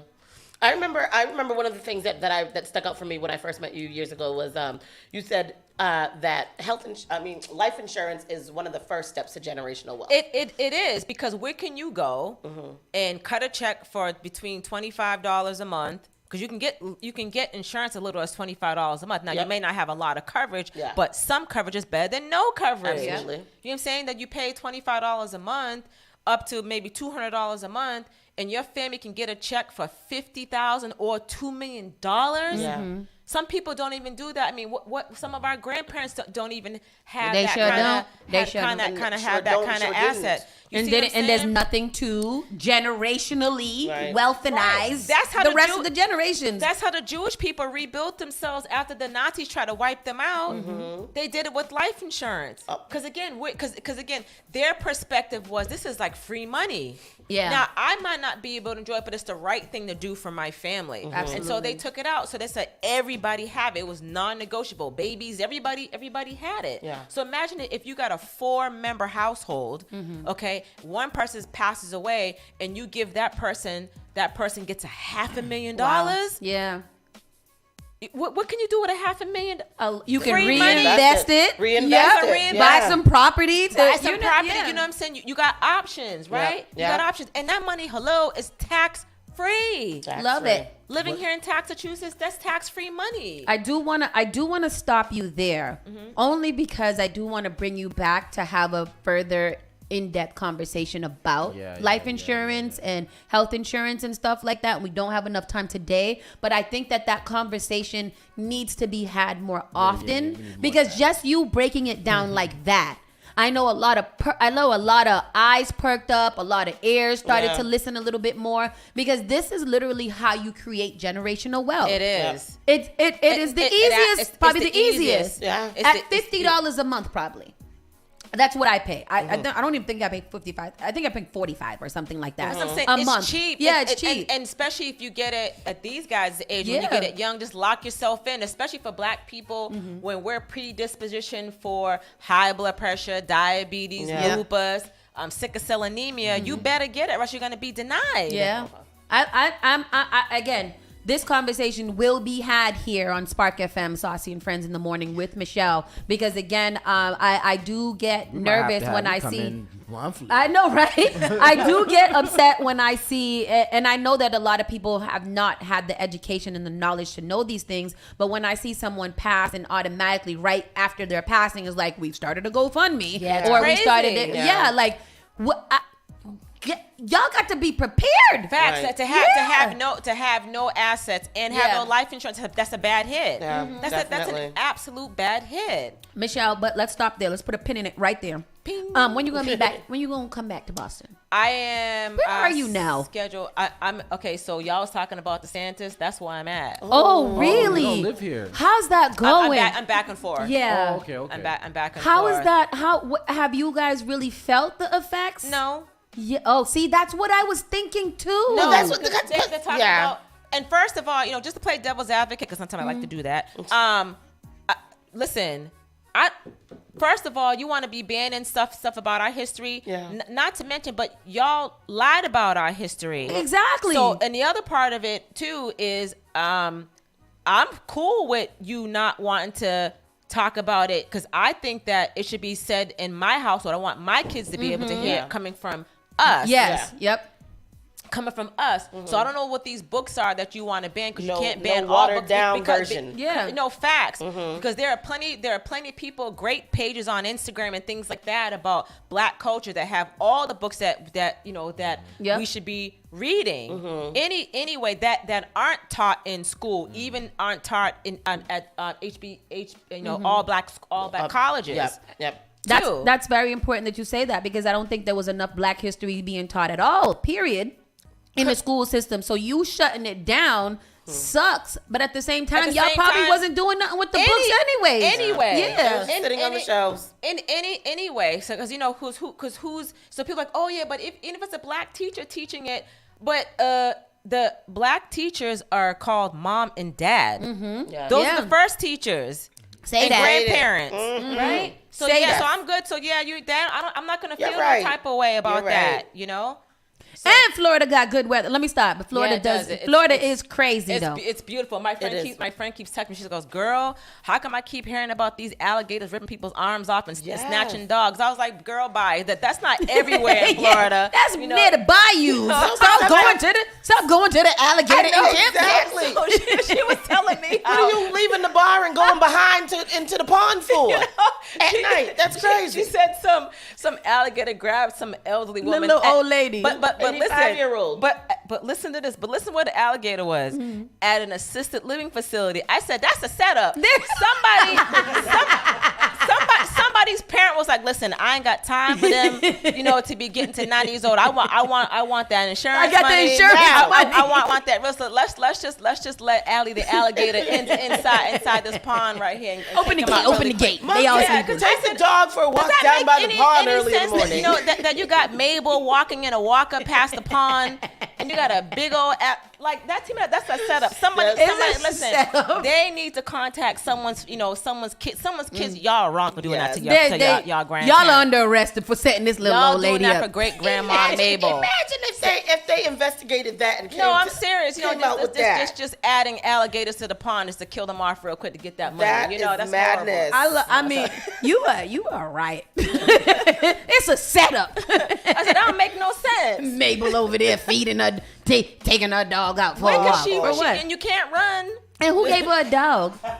You can't. Who gave her Michelle, a you dog? gotta go. You can't run. But think about it. Why alligators at assisted living? Why? Right. That don't make no sense. Yeah, y'all kids are wrong for doing that. That's wrong. Dead ass wrong. Yeah. I'm not gonna put my mama there. Okay, goddamn it. Damn it. I love her. People, we got to go to a quick commercial break. Michelle, thank you so much. Thank you. We've got, before you leave here, we're going to schedule for when you're going to come back so we can learn about life insurance. I know a lot of people get confused about term and life and all kinds of stuff, and that's what kind of stops them a lot too, because you hear one person talking about term, you hear another one talking about this, and you're like, what I'm supposed to do? I see a lot on Instagram that they ain't telling everybody the full truth, too. Like, for real, you got to be very careful to not telling the full truth. So, with that said, we're going to stick a pin in it right there. We're going to go to a quick commercial break. We'll come back with our entertainment news, and we'll let you guys know when Michelle is going to be back. Yes. Cool. Spark FM Online.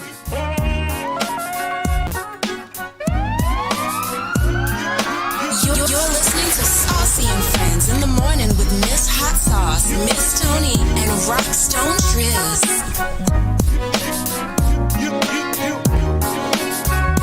The all-new Spark FM. Spark FM. Log on to sparkfmonline.com. If you're a lover of reggae, dancehall, and rubber dub, Saturday, May 27th is a night for you. Spark FM and Lifted Smoking Goods presents Night Call Flex. We're taking back the basement of the Middle East Club downstairs. 480 Mass Avenue, Cambridge, Mass.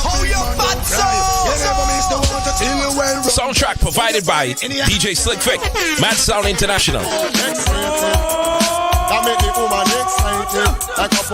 DJ Lady Lee, Clarity House.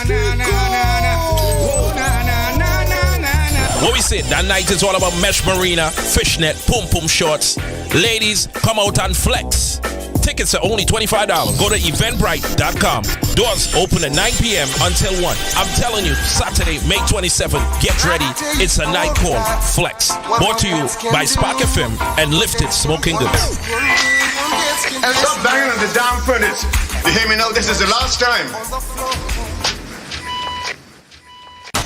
Boston and surrounding communities. Boston Lesbi Gay Urban Foundation and Fenway Health Center is coming to inform you on how important it is to protect yourself from COVID-19. Let's get vaccinated. Let's encourage our loved ones and community friends and family to get boosted. Getting a COVID shot and a booster shot will help save more lives. Guess what? If you receive a vaccination, Blue will give you a one-day pass to any Urban Pride event, July 1st to July 3rd, 2023. To get connected to a health center near you, email info@lesbiagayurbanfoundation.org or visit the CDC website to learn more. Yamba Market. Visit the first black-owned dispensary in Cambridge. Yamba Market's mission is to participate authentically in building a socially restorative adult cannabis market in Massachusetts and beyond. Their commitment to the Yamba family is to provide an inclusive and exemplary experience focused on a broad selection of unique strains, quality products, and customer journey.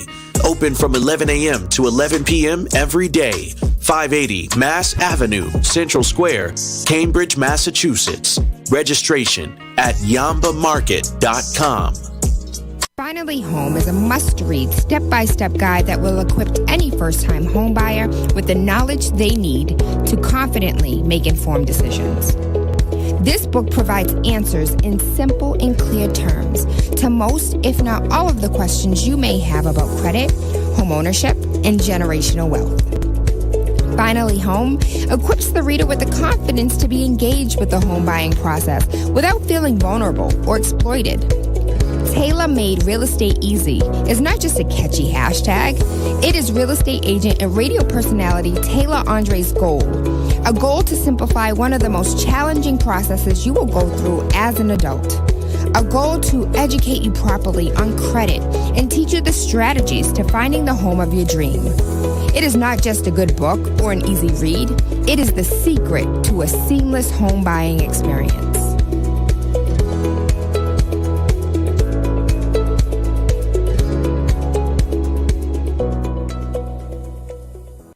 JP Morgan Chase is making a global commitment to break down barriers to drive inclusive economic growth all over the world. We believe there is a pressing need to help more people move up the economic ladder. That is why we are investing in communities and people to create an economy that works for all, because no community should be left behind. Right here in Boston, we're focusing that work in Dorchester, Roxbury, and Mattapan, among other neighborhoods, on improving financial health. These efforts aim to address the key drivers of the racial wealth divide head-on. We're here to empower individuals, families, and small businesses by connecting them to the tools that build generational wealth and a long-lasting legacy. Chase is investing in Boston. Chase is investing in you. Visit us at the Mattapan branch at 1617 Blue Hill Avenue, where the team is waiting to help. The all-new Spark FM. Spark FM. Come on. Spark FM. Y'all, chick man be ballin'. These chicks pigeon toed. Some of them be crawling. Spark FM. Oh gosh. It's me again. New England's #1 urban Caribbean music. Radio. Spark FM. Spark FM. Spark FM online. With Miss Hot Sauce, Miss Tony, and Rockstone Triz. I'm sorry, I was a little premature. Spark FM Online, #1 for urban and Caribbean music. We are back, Saucy and friends, and we got a little bit of time to get into our entertainment news. This first, I don't know what happened at the Camp EDC, but I guess there was a couple having a sexy time in front of all of the public, and they was doing oral sex, but we're not going to get into that. Oh my. Derek Jackson's estranged wife speaks out. Remember, Derek Jackson is the relationship coach person who always be sitting in the car telling black men what to do with their lives and how they got to respect their wives and do all these things and whatever. And then you heard of him. He sits in this car and he talks about all of the relationships. Well, he's got a wife who he's cheated on every year of his marriage, probably. Terrible individual. And a couple years ago, he had her on the screen. That's where this is my man and I'm sticking beside him. That one. That's where that came from. Because she went on with the coat of armor of the Lord and a soldier for Jesus, talking about the Bible and all kind of stuff. You remember this? She had on a little hat, and she was sitting there like a victim. She looked like a pilgrim, a nigglum. But she apparently, this is what toxic relationships do to you. They get you all crazy. Yep. She has since then, after 2 years later, he filed for a divorce. And now she is back to herself, and she is talking the things. Let's play the clip. Look at her. She looks all Don't she decent. look good? And she's talking good. She's not all crazy. And I spent a lot of time. Like I went in such a deep hole where I was like studying these women. I would go to their profiles and I would study their pages and like what they wear. I knew when they had met up. So I watched their videos of them having sex, so I would try to imitate that and recreate that in our relationships so that he could choose me and want me. And that is a low point to be, and I'm tearing up a little bit because I hate that I even got to a point where that was a thing, but that it was just that. And so I knew several other women's bodies better than I knew my own. I completely lost myself. I became a shell of myself. I tried to imitate their hair, their actions, even sexual things that I had seen him doing with them. I tried to recreate that in our life when we were engaged, and none of it amounted to anything. Awful. That is a terrible thing. I want to see the video you're talking about. This is the go to Denilah Jackson coat of armor for the Lord. Is it? I don't know. She's a soldier for Jesus. He really looked that up. This one right here, this 102. Go to that one. Because we could get a little bit, and this is a little reclip from whatever. We don't have a lot of time to talk about this, but it's talk aboutable because we women out here gotta stop shucking and jiving for these men's. Okay? They will have you losing yourself really quickly. Let me give an eye look to these men's in here, especially these young men who can do a difference in their lives. Don't be out here causing these women God, I am delivered. I'm not. So he, I don't think that is the. That's just a picture of it. Back 2 years ago, this was what she looked like. She looked like a victim. She looked like a prisoner in her own house. She did. She looked like one of R. Kelly's churn. Oh, Father. Not R. Kelly's churn. Not his churn. That's right. That's what you got to call him. Golly. As Tristan finds that situation. Oh, here it is. That one right there. That is when she was cooked cabbage. Yes, here it is. Oh, boy. Denilah was under the she was brainwashed. Yeah, it seemed like that. Yeah. It must be But good. did you hear what she said? She was watching him with other women and trying to imitate How them. God judge your body language in this hour? Furthermore, how prepared are you to stand on the spoken word of God and to proclaim victory over sin? What she said? When the enemy comes in like a flood, will you drown or will you walk on water? We live in a wicked generation that does not know God, does not see God, does not hear God's word, and does not know how to activate the word of God. Therefore, you are lost. Okay. And okay. So this is now we're seeing the new clips of her, and she looks so much better. She looks amazing. And who's this she's with now? He's a relationship coach.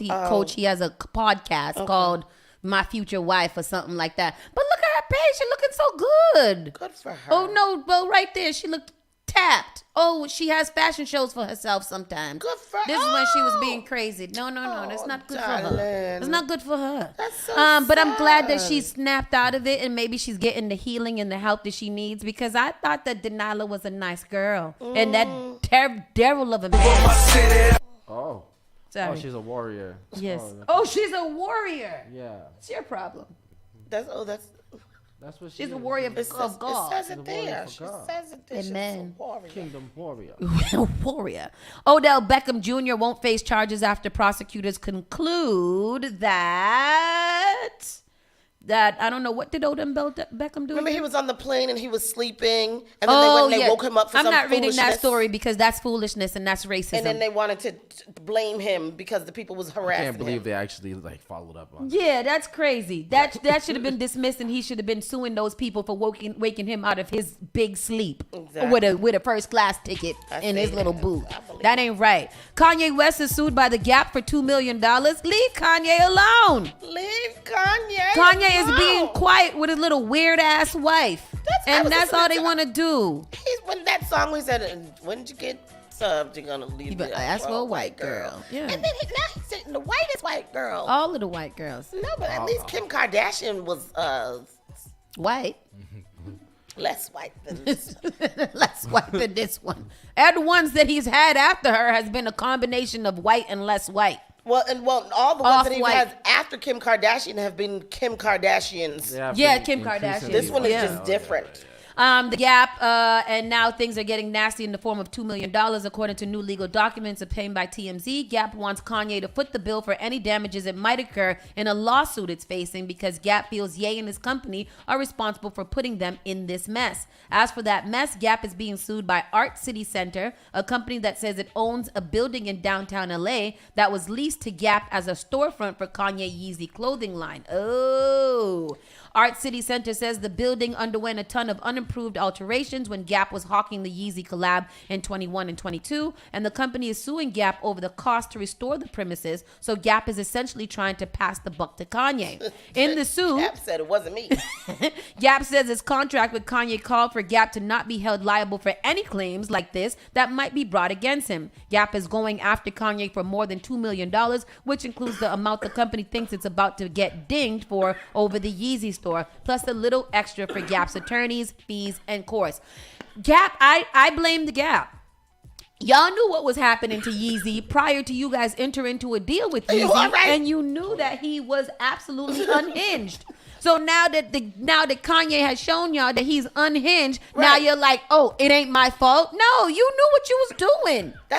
This is what I'm saying. Like, y'all sign up for some bullshit and then get surprised by the bullshit. I don't understand. Yeah, I don't get it either. I don't get it either. Nobody's stable. Jocelyn Hernandez said that she would love to sit down with Mona Scott. They had a falling out, but it looks like Jocelyn is ready to make up and get to the bag. Yeah, what? You're not. Why? Yeah. She dogged Mona Scott so hard all the time. Say? So I'm not sure what. Like, she used to check always, her all the time.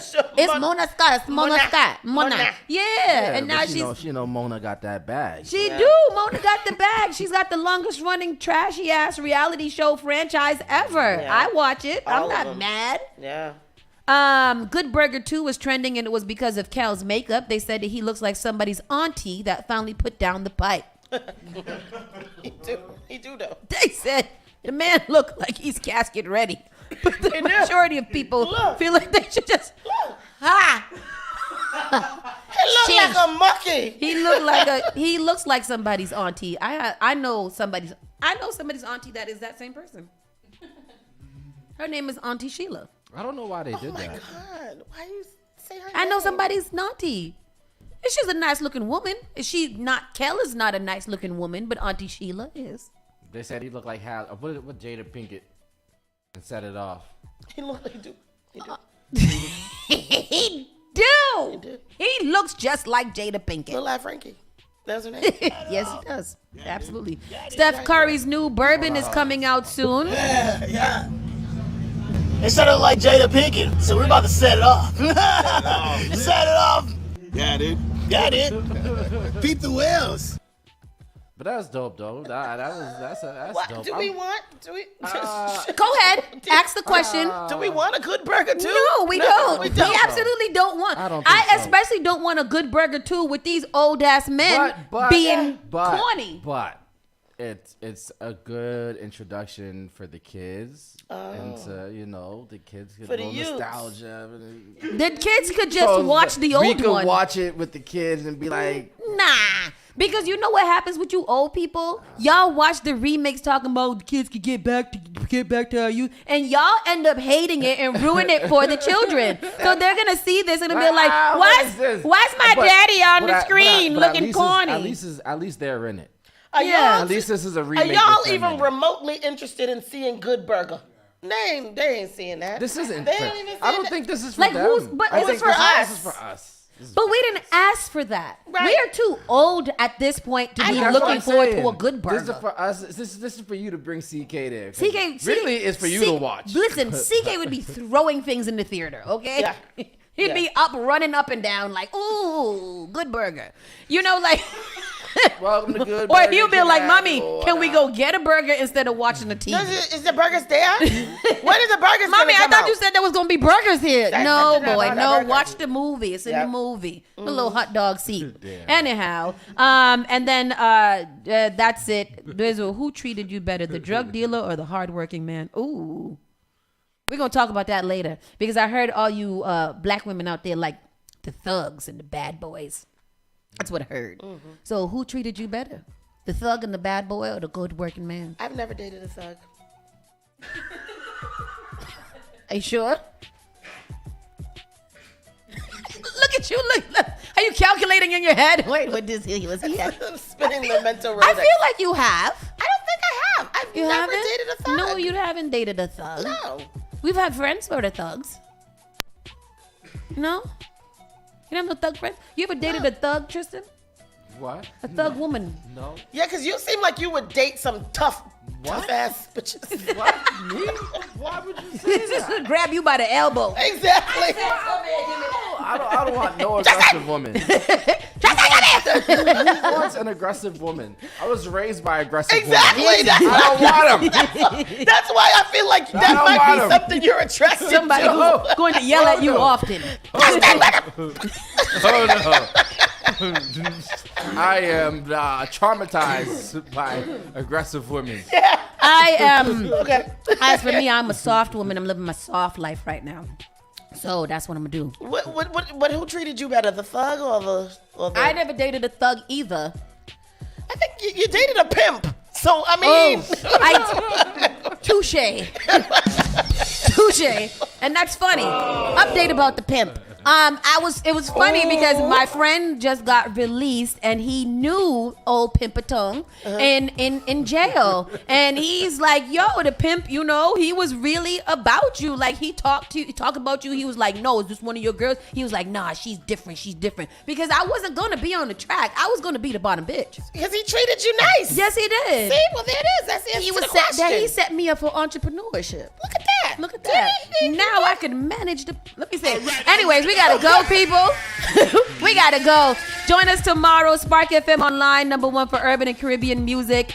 We just acting up so the interns could know that we not crazy. I don't know. We got mad interns. We're gonna set them up. They're gonna be doing a show from 11 to 12. 11 to 12. So make sure you guys lock in, tune in, and listen to our children. Listen to them, goddammit. They are great at what they do. They sure are. We'll see you guys tomorrow. Saucy and Friends in the morning. Bye-bye. You're listening to Saucy and Friends in the morning with Miss Hot Sauce, Miss Tony, and Rockstone Triz. The only thing that does matter is great music, and you will find it here. The all-new Spark FM. If you're